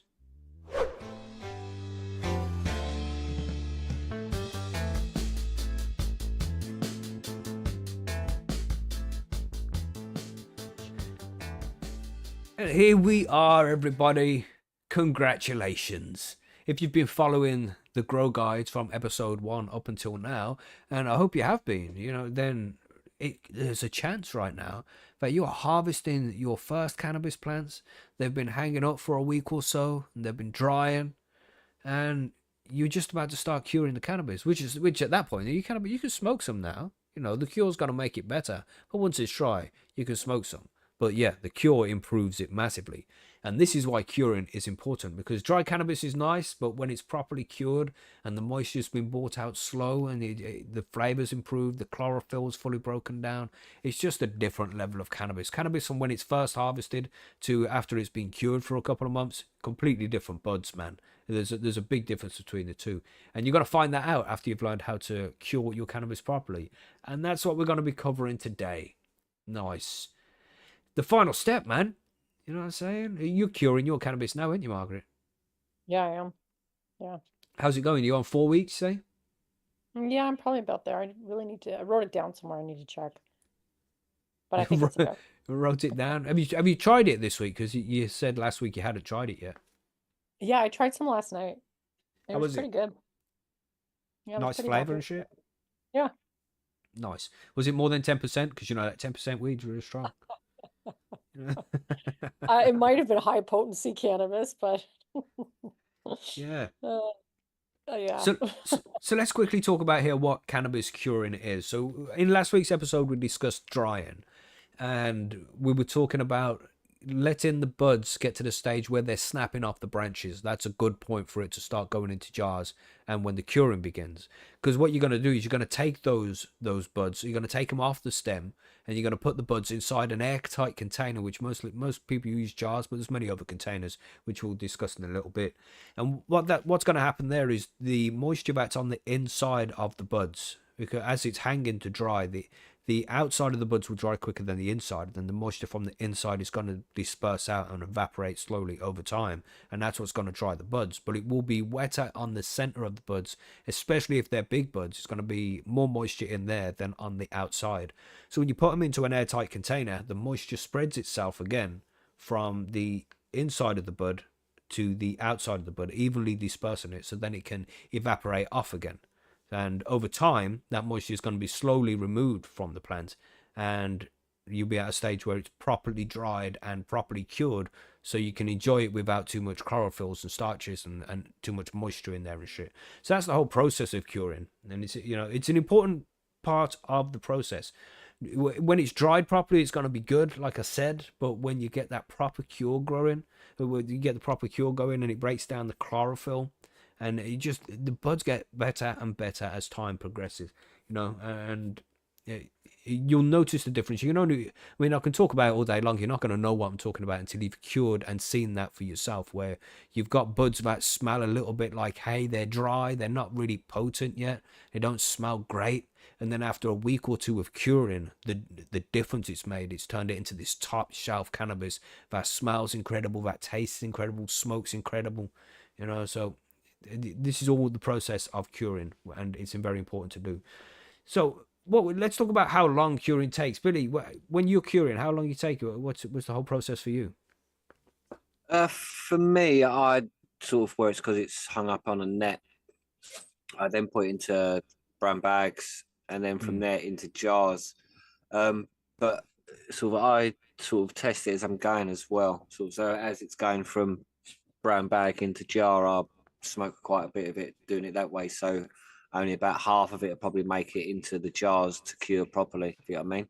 Because the other half will be smoked while I'm doing that process. Right. So yeah, and then I'll have it cure it for as long.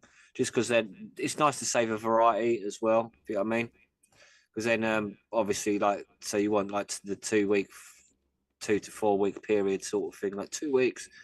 So which is where you get a nice minimum cure. And then again, you got your 1 month to 2 month cures, if you know what I mean. So you get more flavour. Sometimes the terpenes can change a bit, and you get a bit of a profile change. And then obviously you get your 6 month cure, which is where a lot of people say where the highest quality cures are, because it gives the plant time to actually mature and become what it really is as a bud. But obviously waiting that long means you do have to have a long process of weed and a build up to have that sort of, so it's that comes with over time of growing, really, to be honest. So and you got to really bring out that moisture slowly for 6 months as well, for a 6 month cure. Again, it's like it says here, it's environmental conditions, is everything in it, humidity, temperature, and all of that, slowly reduce it to bring out the So it's mostly the cure is depending on your personal situation as well, isn't it? How much weed have you got? How much long can you wait? Where can you store it? How can you store it? So it's a lot. Yeah, we've said it before. How long do you cure your weed for? And it's like, well, as long as I've got it, really. Until it's smoked. Yeah, until it's smoked. Right. Yeah, basically, yeah. If I can save an eighth of that one, and I don't touch it for 6 months, then I'll try to do that. But then I may have smoked it after 2 months just because I like it, and I'm fine. Don't care if it's the last bud I like. I'm gonna fucking smoke it now because I've got other weeds and I just want to smoke that one. I don't want to save it. So I have weed curing. I'm not really curing it. It's just in airtight containers, and I'll open it maybe once a week now, and just to be like, oh, excuse me, I've got a cold.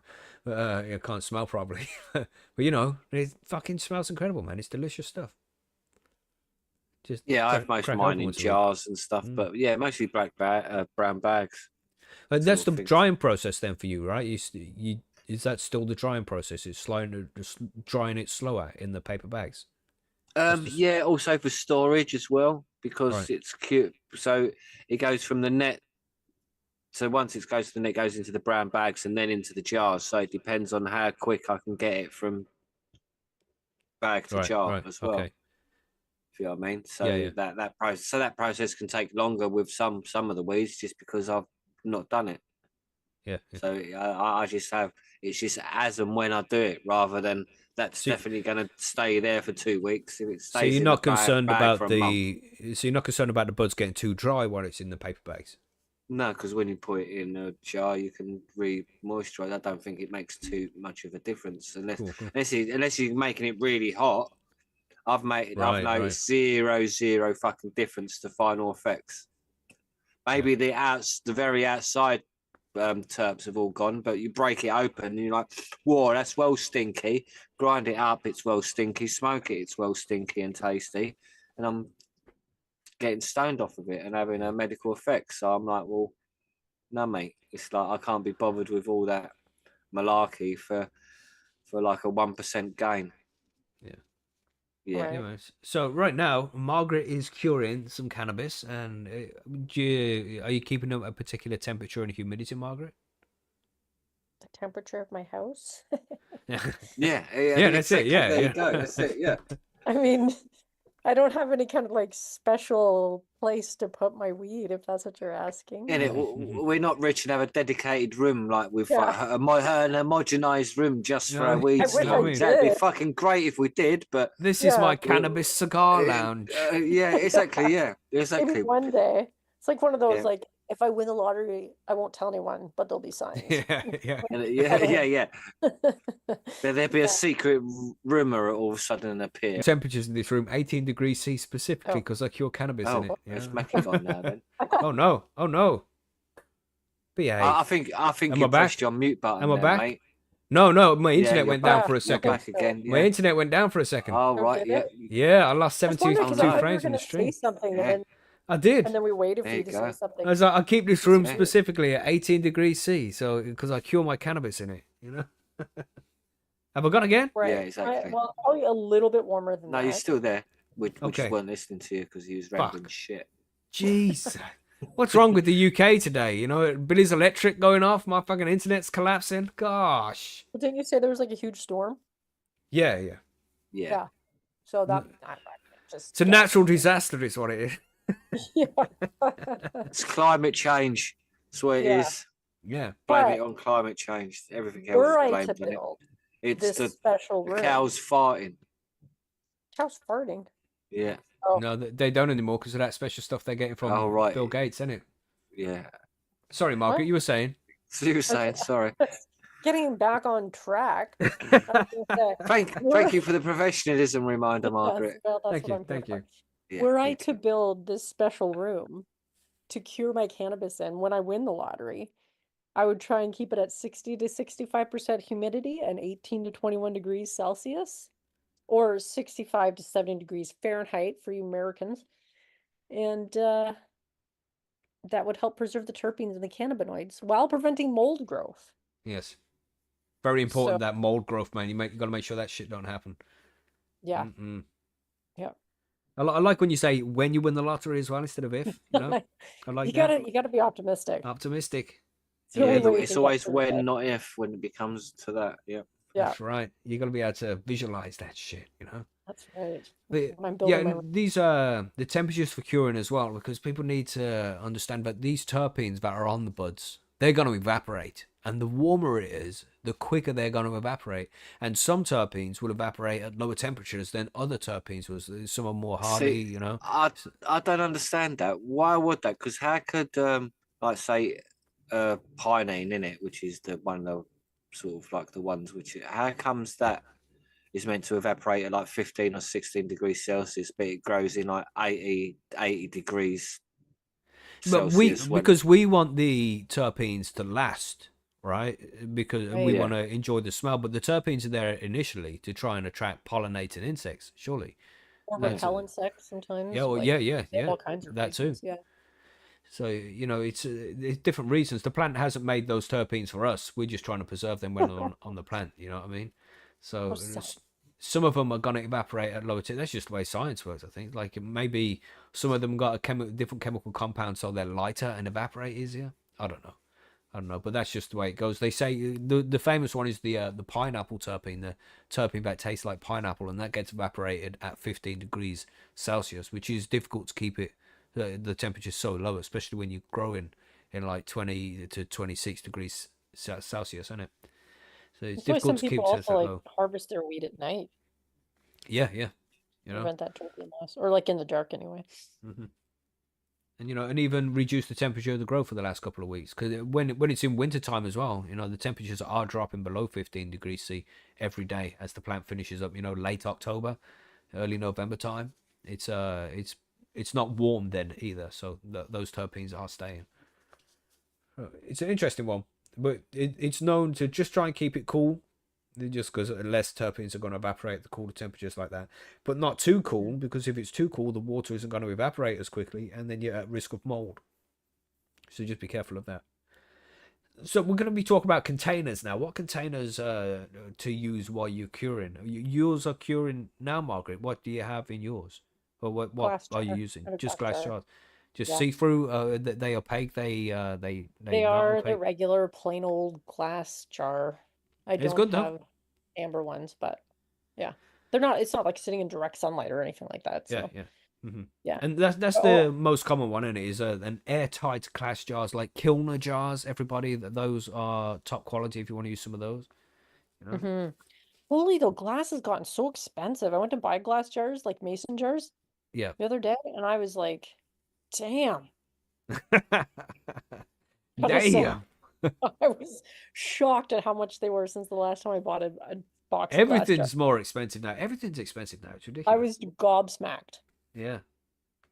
Yeah, I didn't buy them. I was just like, fuck that. I'll just buy some pasta sauce in a glass jar, and then Because you can do that too, as long as it's properly cleaned out and there's no residual scent left behind from whatever was in it. That's going to taint your cannabis.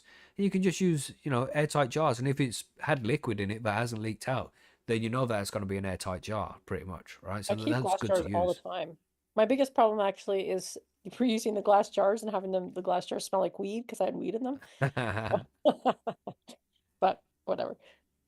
That's it. Lots of things you can use. If you can get proper glass jars, if you can afford that, then cool, bonus, get some of those, you know. And when you're filling them to cure the cannabis as well, you want to fill these containers 2/3 full. There want to be plenty of space for the air to move around inside the container as well. So bear that in mind too. Don't fill them all the way to the brim. That's not the way you want to do it. 2/3 is plenty.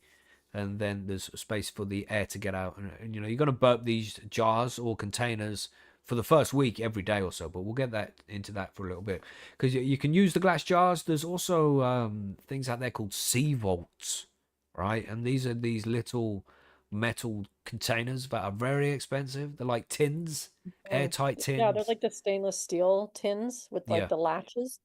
Yeah, and on the inside of the lid, it's got a little, I don't know, like a little shelf. Let's call it a shelf, and you can put a Boveda humidity pack in there to keep it at the proper humidity as well. So and that's the good thing about the sea vaults is they are pricey though. If you already have glass jars, it's expensive. But as Savant said in the chat here, he says, I like sea vaults, buy once, cry once. You know, and they're unbreakable, you know, and that's a good thing. You can break glass jars. Yeah, you'll have it for the rest of your life. Yeah, unless you lose it, you know, because it's not going to break. Right. But why would you lose it? It's got all your weed in it. You won't lose it. Oh, yeah, you do some crazy things on the weekend sometimes, you know. That's true. Not because of the weed. But there's loads of different things you can use as long as it's airtight. And people, you know, people have kind of made moaning sounds at me when I say this, but I like to use plastic buckets. And just see, boo, but that's what I do. See, but for me, that works. You know what I mean? So I don't, I'm like, yeah, boo, whatever. You know what I mean? My weeds are the shit, you know? Because I know these plastic tubs are airtight. There's no air getting in and out of that unless I pop the fucking lid off. You know, you can put biscuits and cakes in there, they won't go stale. You know, this kind of shit. So you know for sure. I mean, I've heard somebody say before that they would use popcorn buckets. You know, you get yourself a bucket of popcorn and you rip off the lid, eat all the popcorn out of it, because that's the process, isn't it?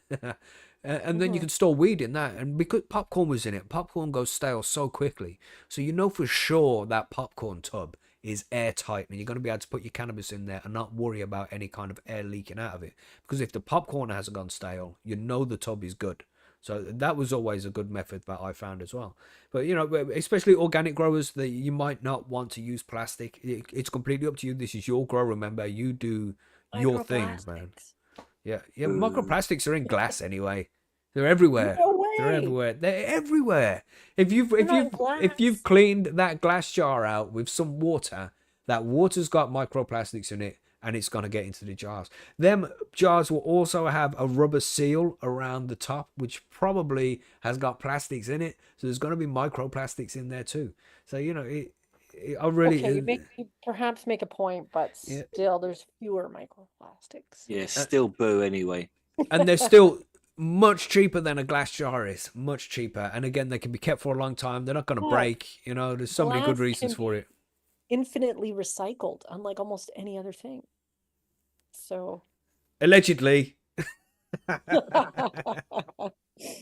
We've had controversy in the UK. Quick tangent, everybody. We've had controversy in the UK recently because people, I think it was in Milton Keynes, had figured out they're recycling. You know, you put your recycling out, people come collect it, they take it away, and then it's flown over to fucking, where was it? Somewhere beginning with an M, like the Maldives, something like Madagascar. No, the other side of the world, like in Thailand, kind of area. Oh. Where was Malaysia? it? Malaysia, that's the one, Billy. Malaysia. They're just flying the recycling to another country. Yeah, it's like, what the fuck? Like, yeah, that sounds like an economically efficient. God damn. That's horrible. Yeah, and then that country just dump it or bury it. Yeah, They and be don't like, oh recycle yeah, it. we got rid of that. Yeah, look at all this glass we have. Fucking all full of shit. It's not the glass that they're not recycling, it's the fucking plastic. Just saying. Yeah, maybe. They always say that they will take your plastic and recycle it, but I've heard that they don't actually recycle that much plastic. But you just feel good about putting it in the recycling instead of the garbage. That's what it is. Apparently, the only thing that's really efficient to recycle is glass and maybe paper. I'm not too sure about paper, but definitely glass. But recycling aluminium, I think that was a good one as well. But a lot of shit that we do recycle is just going to get thrown away. You know? Yeah. Yeah, if only there's something we could make like plastic out of instead of like oil. Hey, but there is this one like plant. a plant or something. Yeah. This thing that grows really fast and Yeah, I know. Strange. Allegedly. highly environmentally friendly substance. You got to be careful with that whole truth speaking thing because you know it's flags. But anyway, back to curing. Right.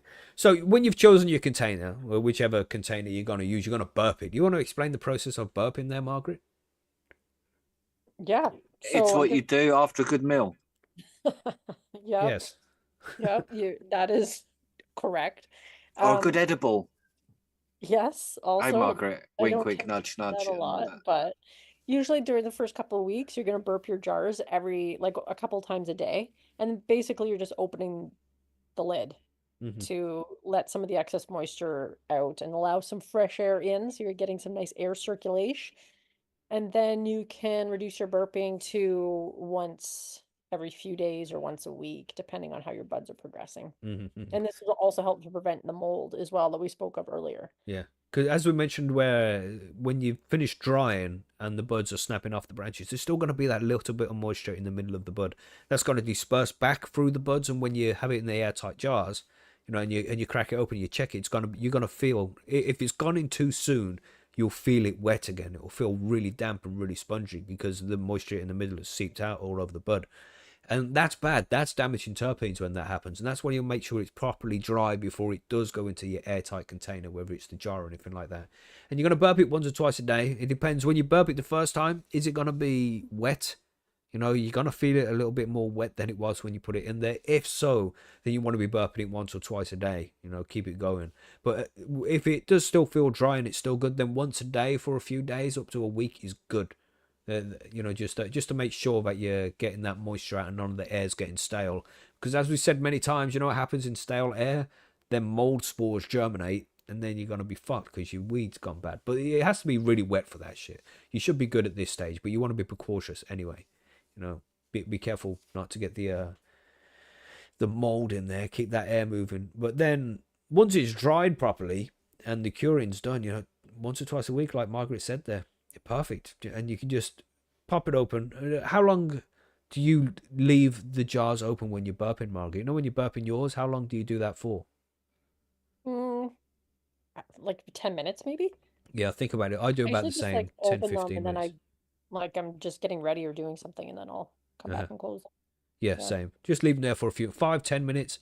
That should Yeah. be enough, just to make sure that the air gets out, you know? That's what I do. What do you do, Billy? I generally forget and then do it 30 minutes to an hour later. All right. I've just- probably done that before too. You're just like, why does it smell so pungent right now? What's Yeah, that? it's like yeah, basically, yeah. 'Cause I've got them in a like a desk thing underneath with the cupboard doors, which I close them. I normally leave it open while I'm doing it. So why is that open? Oh yeah, my weed's in there. But if I close the door and then I forget, and I'm like, I'm sure I was doing something. Like, why is that moved? Like, oh yeah, I have to open my door. Oh yeah, because I've got weed curing in there. I better close the lid now. So Yes, like, yeah, yes. one of them ones, sort of like this memory recall. Beautiful. Yeah, and it's pretty much the longer it's gone from when you've harvested it, then the less times you have to burp it. Because, you know, the more you burp it, the more terpenes are escaping. Because when you open it and you smell it, if you're smelling it, terpenes are escaping. You know, and you want to keep them locked in. That's what you want to do. So don't burp too much after a while, once that moisture is dispersed and the buds are evenly dried properly. So after a week, maybe 2 weeks at the 2 most, weeks. then start slowing down how much you're burping it. You'll know. It comes with experience maybe, but you'll realize eventually how often you need to do it. You get used to the whole process. But what kind of things can you use to help you with this process, Billy? Like what kind of equipment can you use?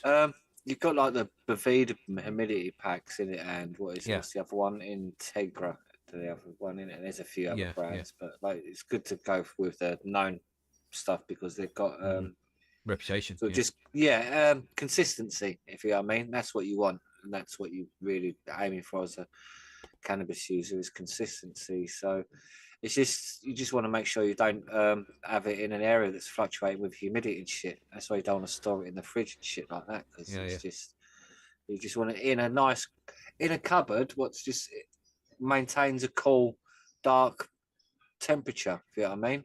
Yeah. Sort of thing. So that's a cupboard away from any heaters and things like that. So you can just close it and open it, and then like you're fine. It's in jars stored away. It should be cool. You can pull them out, air them, put them back. Done.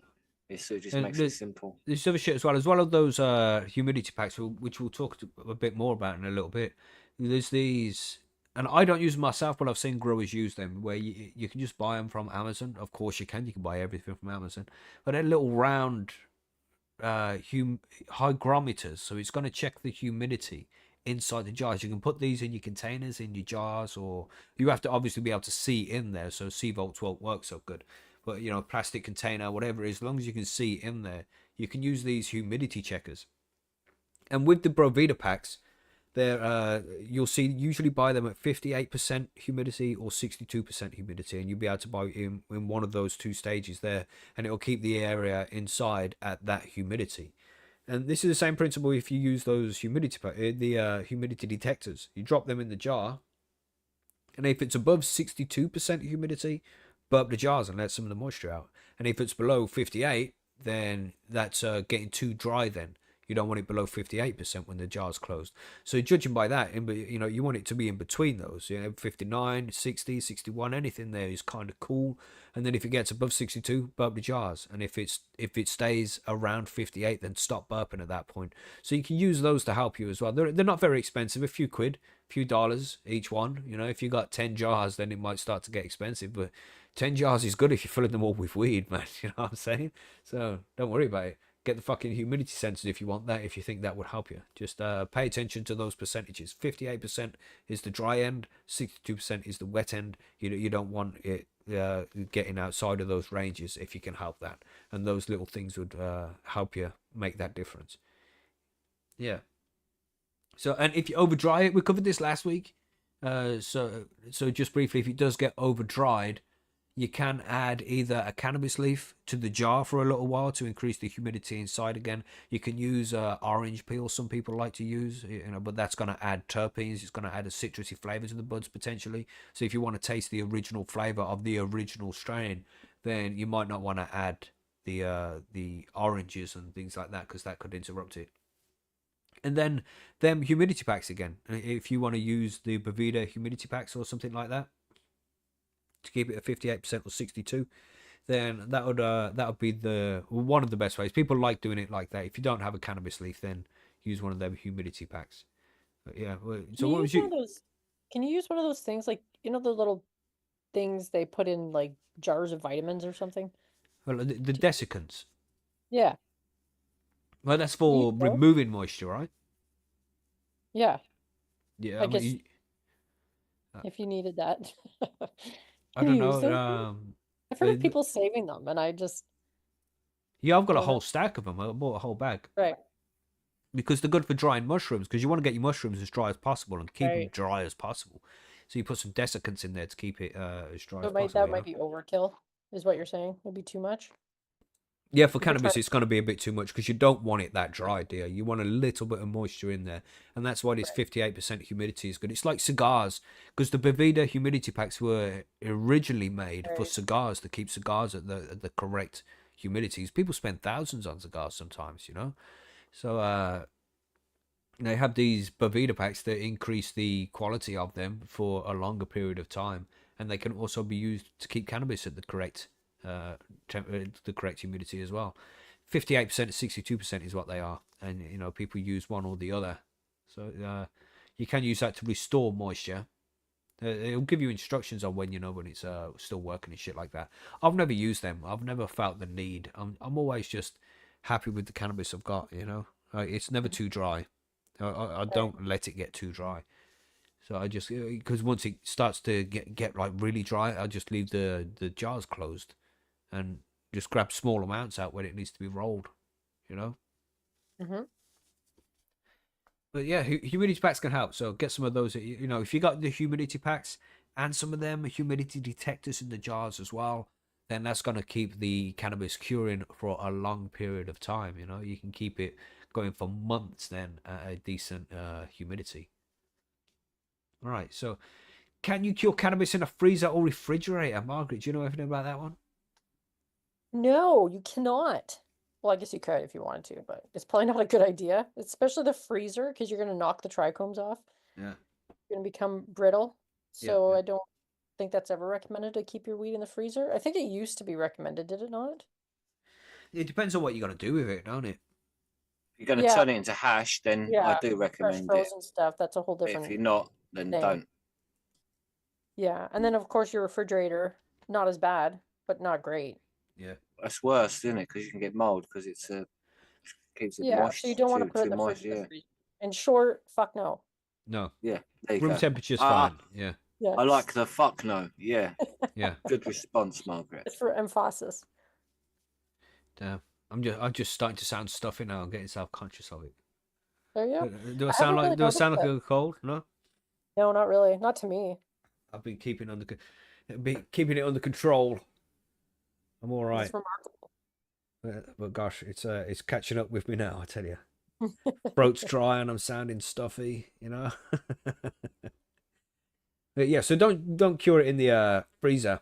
And then when you're storing it, you can store it for months, years even. Once it's reached that stage where the humidity isn't changing very much, the buds are just sitting in the jar, you don't need to let any moisture out, then just burping it once a week is fine, man. And it's great when it gets to that stage, because every time you burp those jars, it just smells so fucking good. Or with plastic containers, whatever container you're keeping it in, because you're going to burp it, you want to check on it every week or so, just to make sure there's no mold growing in there. You shouldn't see any, but you just want to make sure anyway. keep that fresh air running around. Make sure you fresh air getting into the container and shit to prevent mold growing. But yeah, man, pretty easy. Just keep on doing it. Keep on burping the jars until it's at the right levels, and then burp it less. Simple as that. And go for as long as you can. And also, I like to keep mine in a dark cupboard as well. I don't like just leave them sitting on a windowsill where the sun can get to them, or any strong lights or anything like that. I like to keep mine in a cupboard, a closet where it's dark all the time, because that's gonna help it. You just don't want light get to it. That's just the way I do it. So a nice airtight container in the dark, and yeah, you're good. Yeah. Yeah, who needs fancy rooms? Yeah, for sure. People go too crazy perfectly sometimes. filtered. Yeah. Yeah, I mean, Keep it simple, we man. can all dream, but it's not necessary. Yeah. So, Billy, this one's for you. Does curing improve potency over time? Well, that depends, doesn't it? Really, I'm not sure about that myself. No, I don't think it does. Because once the shit's made, once the metabolic process, how can I even say it? The metabolism, No, But the metabolistic process of the it plant is also done once it's dry. depends. What do you mean by potencies? Well, it's like the THC can break Mm. down, and all the endocannabinoids can break down into their various components and can give you a different profile of cannabinoids. So that doesn't necessarily increase the But potency. that's- but it just changes no, the but it does change it. So it may actually make the weed better for you in your ways. It's like depending on what you want from it. So it's that's completely personal. You know what I mean? Mhm. So I might have a weed that I've cured for 3 months, which I really like, and someone else would be like, "Nah, it suits them better when it's more fresh." Their Yeah, 3 month yeah. cure is So again, it's completely that's personal to you and you only. That's your endocannabinoid system. Mm-hmm. So And that's- when we say potent, like you said as well, that the THC won't be any more potent. It would maybe degrade into the CBN, so it's gonna give more of a couch lock over time. But that's just a degradation. It's not like it becomes not like 10% weed becomes 20% weed because you've cured it. That doesn't happen. Yeah. But the Yeah, smell, the potency of the aroma will definitely get stronger. Properly cured weed smells crazy good compared to just dry weed. yeah, I get what you mean now. You know what I mean? Yeah, so it does. The smell would get better, but it's not like the weed's gonna get stronger. I wouldn't think, but it'll depend on what you mean by potency. Yeah. So I said it just depends on that. But it's an important process, man. Getting that moisture out slowly, letting the chlorophylls and the starches break down over time. The longer that moisture is being drawn out slowly, the longer the plant has to break down all of that shit. When there's no more moisture in it, and it can't break down this stuff anymore, then it's gonna just stay as it is. So don't dry it out too much. You want to just make sure that shit is breaking down for as long as possible, and keep it in the right conditions. And if it does get too dry, you know what to do when it gets too dry there, Margaret? Can you Just use one rehydrate of it? those- Yeah, you just use one of those moisture packs like we talked about, or the orange peel, or whatever you have. Yeah. Preferably, Have some I think, leaves. yeah, You should have some because leaves we are being a grower, growers, so yeah, Yeah. a couple because of fresh leaves. it's usually advised to use that kind of shit to ordinary folk who just have nice cannabis, but if you are a grower and you got some plants 4 or 5 weeks into veg, which you might have if you did the whole what's it called, that cold's getting to me, what's it called when you're doing a grow over and over again? Perpetual, you mean? Perpetual, yeah, because we did an episode of perpetual growing. So Yeah, I don't somebody know might much have about their plant 4 or 5 weeks into veg by now. So you got a couple of leaves you can pop off those plants, drop it in that jar for a bit, let the moisture get back in, and that's going to be cannabis flavored moisture. You know what I mean? So it's not going to affect the taste and the smell of the cannabis too much. So give that an option. But if you don't have a leaf, then yeah, Boveda packs or an orange or something, and you'll be sweet. But with that, that's the end of the whole grow process. We've gone through fucking everything, man. It's been a good series, and at this point, people should have their nice dry cannabis ready to consume and enjoy. I hope people have followed this and got to harvest and and have actually found this shit useful, because that would be awesome. If you're listening to this and you have followed the whole step-by-step process from episode 1 up until now, and you may have been able to get to your first harvest, let us know, man. We would like to hear from you guys, and I hope you did good. Congratulations is always in order when somebody gets to the end of their grow. When it's in jars and it's done like this, you're safe, you're good. When it's drying, you're still not done. When it's coming to the end of the grow, it's still not done. It's when it's done is when the cure is done, and that's when you can actually be like, yes, look at me, I have all of this cannabis, beautiful. Yeah, the curing is like the finishing. It's just Yeah. nice little finishing touches on all your hard work. And it makes a big difference, man. So don't skip it. Don't think, oh, it's dry now, it's fine. Don't skip out that. Give it at least 1 week cure. 2 weeks cure is fucking great. There'll be a big difference in between just recently dried to bud that's been cured for 2 weeks, and it even gets better after a month, 6 weeks, 2 months. And if you up to 6 months there, the longer you can keep it going, the better it's gonna be. So just try and cure for as long as you can. That would be the advice. Anything to add here about curing? I don't think so. No. No, not really. Just do it. Just do Nice. it. Do it. Just do Do it. it. Don't take the piss. All right, we've got a couple of good list of mail questions here. Let's get to those. Let's do it. All right, so we have a Tektronic sent in this question here, and it's a good question. Good question. What size pots are best for growing cannabis indoors in living and super soils?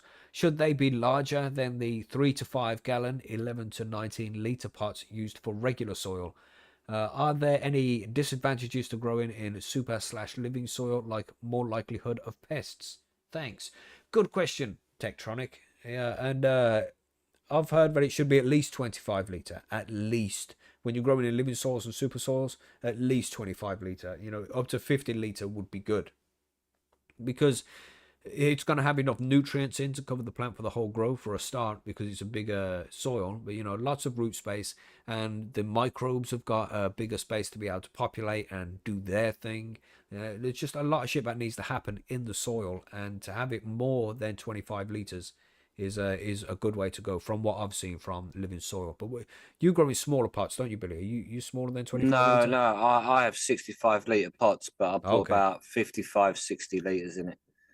Right, okay. So yeah, just for that reason, because of it covers everything for the whole grow pretty much, and just one topping, and then you're well away, and it keeps it nicely going. You just got to worry about weight of carrying it around, moving around wet pots and things like that if you have to, and shit like that. So that's all you have to think about, really. But yeah, I would say 25 isn't even. You need more. I would say they say that's a minimum, but then you're struggling. You're only growing a small plant then.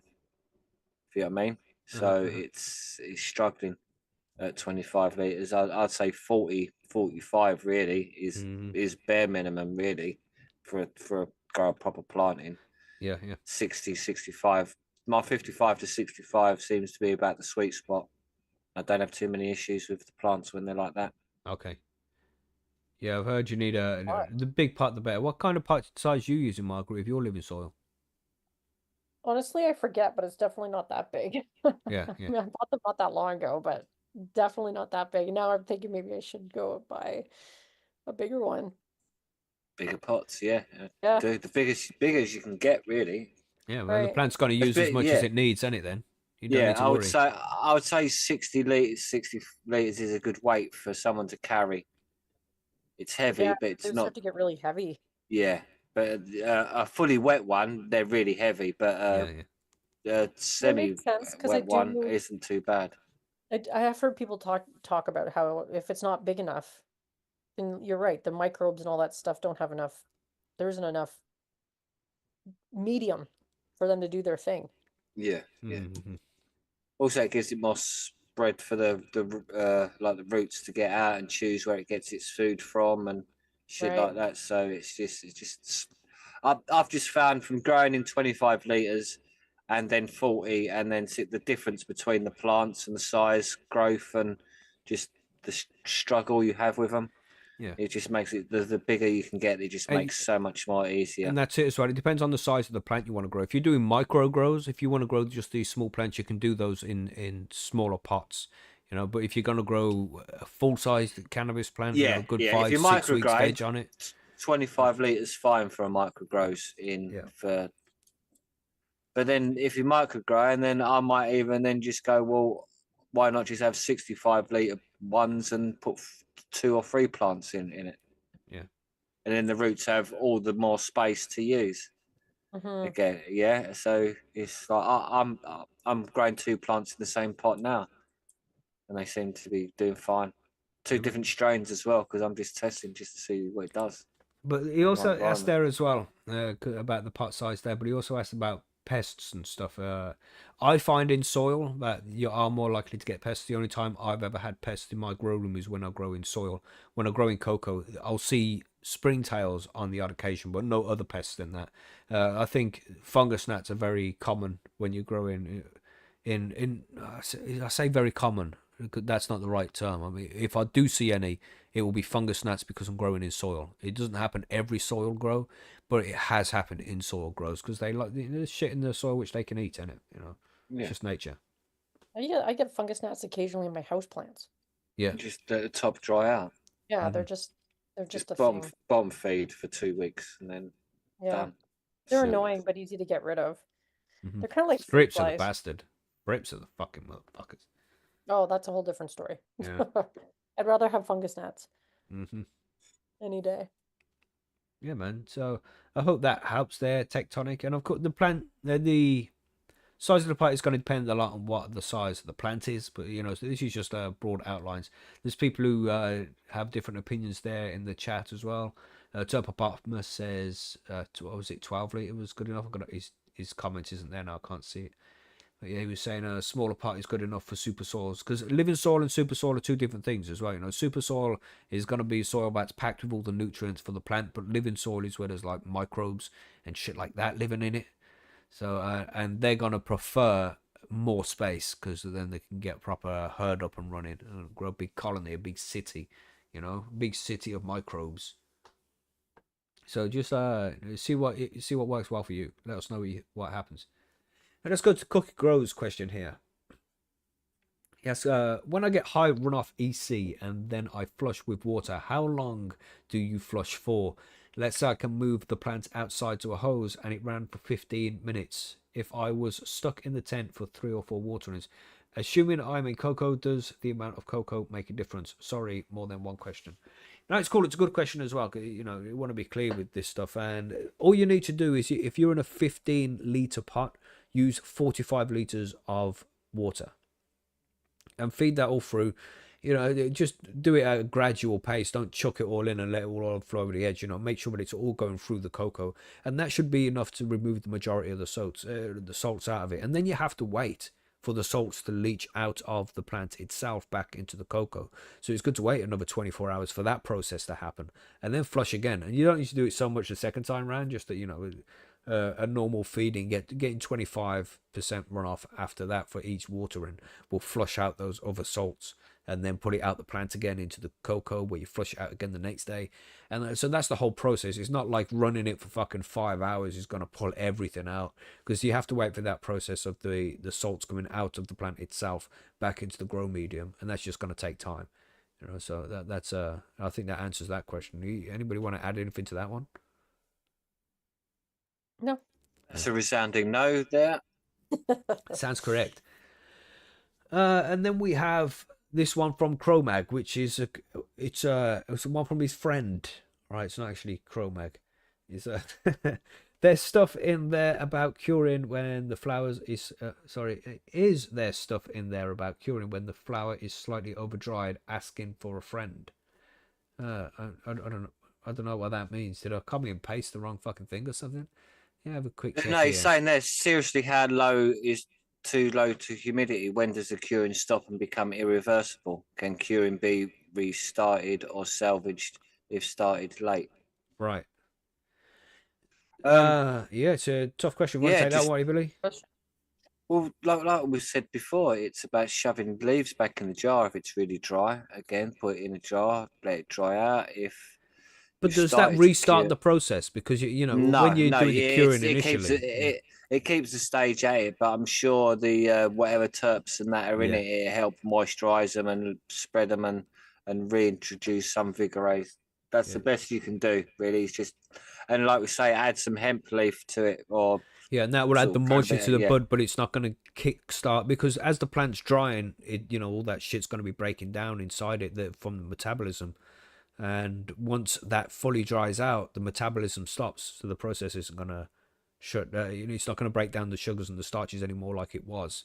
yeah. So No, you're re-adding the moisture, but it's not to cure it. It's just to re-add moisture, so it's not fucking turning into sand as you're grinding it. Yeah. basically, yeah. And that's all you want. You just don't want it to be completely dust, but you sort of want it to be slightly dry, but not completely bone Not dry. too dry. Yeah. Yeah. Crazy, man. So yeah, the best thing you could do, like I said, add leaves to jars and then just leave it for a few days and see how it is. Carry on. So Yeah. Step by step, it's a long process. You don't rush it. Just like drying, don't rush it. The longer you can take with it, the better. But of course, within reason. You don't want to get mold in there. But if the conditions are good and you keep the fresh air going, you shouldn't see any mold. What do you think, Margaret? What do you think about this one? Yeah, well, I'm curing my weed right now because I'm gonna hopefully transform it from, okay weed to fantastic. That's right. And it will change over time, man. It Yeah. does, You just have to be patient with it like that. Because it can be disheartening when you've grown all this stinky weed and it's in flower. It smells fucking great. You chop it down and after 3-4 days, it's just stinking like hay. You're like, where the fuck is my nice smelling plant gone? Right. And that's just the bacteria breaking down shit. You can just smell that more now. That's the chlorophyll and stuff coming out. So don't worry about that too much. And then when it gets dry, it doesn't smell so much because it's just been sitting in open air for so long. And when you get it in the jars and it sits in the jars for a day and it has a chance to disperse the moisture again, and then it starts to smell nice. But it's still got to smell a bit chlorophyll-y, because that shit's still breaking down. But as the moisture comes out and as it starts to slow down the process of breaking down the chlorophyll, because there's less and less in there, then it's just going to start smelling better and better. The actual terpenes will come out rather than the overpowering smell of grass. So it just takes time. After a week of cure, it's good. 2 weeks, even better. A month, even better, Give it a shot. Hell yeah. And that's all the listener mail questions. And that's everything about curing as far as I know. Is there anything else that we need to add here? That's a no. That's a resounding no. Well, there we go. Just again, everybody, congratulations on your grow, man. It's especially if this is your first harvest. It's game changer. It's a game changer. I hope you've enjoyed the whole series of growing. Then we're going to go on to some other shit now, into some more detail about making some extracts and what to do with your buds and things like that. Like now you have a shitload of bud. What can you do with it? I don't know. Let's talk about that next week, maybe. What can you do with your freshly harvested buds? Congratulations. Should we go to the outro? Yes. Let's do it.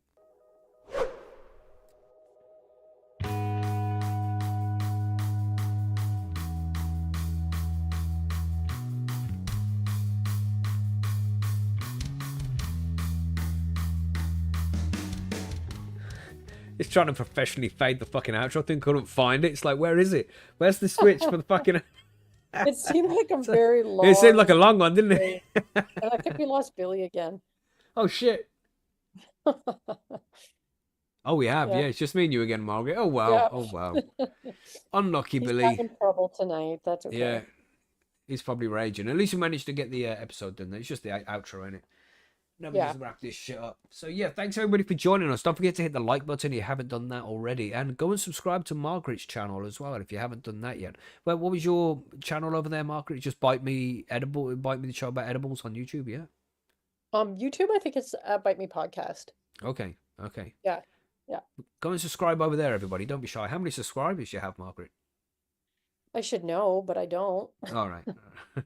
I Is it over I 1,000? was looking at it the other day, but Yeah, is it don't over remember. 1,000? Do you know? Oh, fuck no. Oh, all right. No, We're, I definitely don't think it's over 1,000. we're on like 6,000 subscribers here on High and Homegrown now. That's Are you? crazy. Yeah. It's pretty good. Yeah, it just keeps rising all the time. Oh, So thanks to all of those guys who are subscribed. Hopefully you can go and subscribe to Margaret's channel as well. And, you know, if you want to do something for Margaret for Christmas, go in and subscribe to her YouTube channel over there. yeah, That that would would be be great because it Yeah, looks do like that. I'm 940 people shy of 1,000. Oh, that's cool. Only 60 away. Get over there, everybody. Get over No, I there. mean like no. I don't think you. I Oh, mean, you've only got yeah, 60. yeah, Oh, shit. yeah. Oh, get over there and subscribe, everybody. This is urgent. Gosh. That's fun. Gosh. Yeah. Oh, well. It takes time. It takes time. You And should it's do like some audio shows over only there pretty much sometime. over there. I put up some Yeah, yeah. like YouTube shorts and stuff, but it's pretty much just the podcast that's available on your podcast player on YouTube. Yeah, right. Budsy Malone just subscribed over Yes. there, Margaret. Nice. Thank you. Thank you, Budsy. been a pleasure. Thank you. What else can we do here? Billy's in the chat there now. His power's gone again. Wow, whole town is The whole dark. town. Damn. No, that's not good. No, the UK Hopefully is a it failed returns. state. Just letting you all know, you know. But it's been a pleasure as always, Margaret. Thanks for coming in and enjoying the Sunday evening with us all, and thanks to all the listeners. Yeah, Thanks to Billy, of course. absolutely. Yeah, it's been a pleasure. And again, just one more time, congratulations to anybody who's been following this and they're at the end of their growing, curing their cannabis now. It's a big deal, man. It's a big deal. It's a lifelong skill that you have now to be able to create your own cannabis, which is your own medicine, you know? And Billy's trying to get back in. Should we let him back in? Should we let him back in, Margaret? Oh, God. Yeah. We'll let him back in. Just for a minute so he can say goodbye. How's he even coming in if you ain't got electricity? I don't know. What you He's say, Billy? hotspotting him from his phone. Just terrible audio coming in from his phone right now, everybody. You have to unmute, Billy. You have to Yeah, he's accept on audio. Unmute. No, go ahead. You just fucking perfect outro there, Billy, and then you just come along and fuck it. Yeah, thanks for joining us, everybody. And don't forget about them interviews on Tuesday, Thursday, and Friday as well. Lots of interviews going on this week. And also the competitions over at Percy's is like that again. Yeah, competitions over at Percy's. Get involved in that if you're not there yet. Yeah, you should all be on percysgrowroom.com. Maybe you can just pop in once a week and say hi. That's cool, you know. You don't have to show off your grows or things like that. Just let us know you're good. Just come and pop in and say hi over at the forum now and again. We like that. And the likes have been fixed. It's super fast when you like stuff now. It takes like a second to hit likes on the post. Start liking posts, everybody. Get out there. Start liking posts. Go on a thread. Like every post. All right? Do that. That would be fucking awesome if you could do that too. Anyway, let's say goodbye to everybody then, Margaret. I think it's time to wrap this shit up and go. I think so, yes. I think so, yeah. Goodbye, everybody. Yeah, goodbye, everybody. I hope you have a good week and come and catch us on Sunday next week. And we can talk about what you can do with these buds, you know, make some edibles, make some hash and shit like that. So, yeah, stay high and stay safe. And we'll see you on the next one. Thank you, everybody. Goodbye. Bye. Everybody, wave, Margaret. Waving. Goodbye. Goodbye.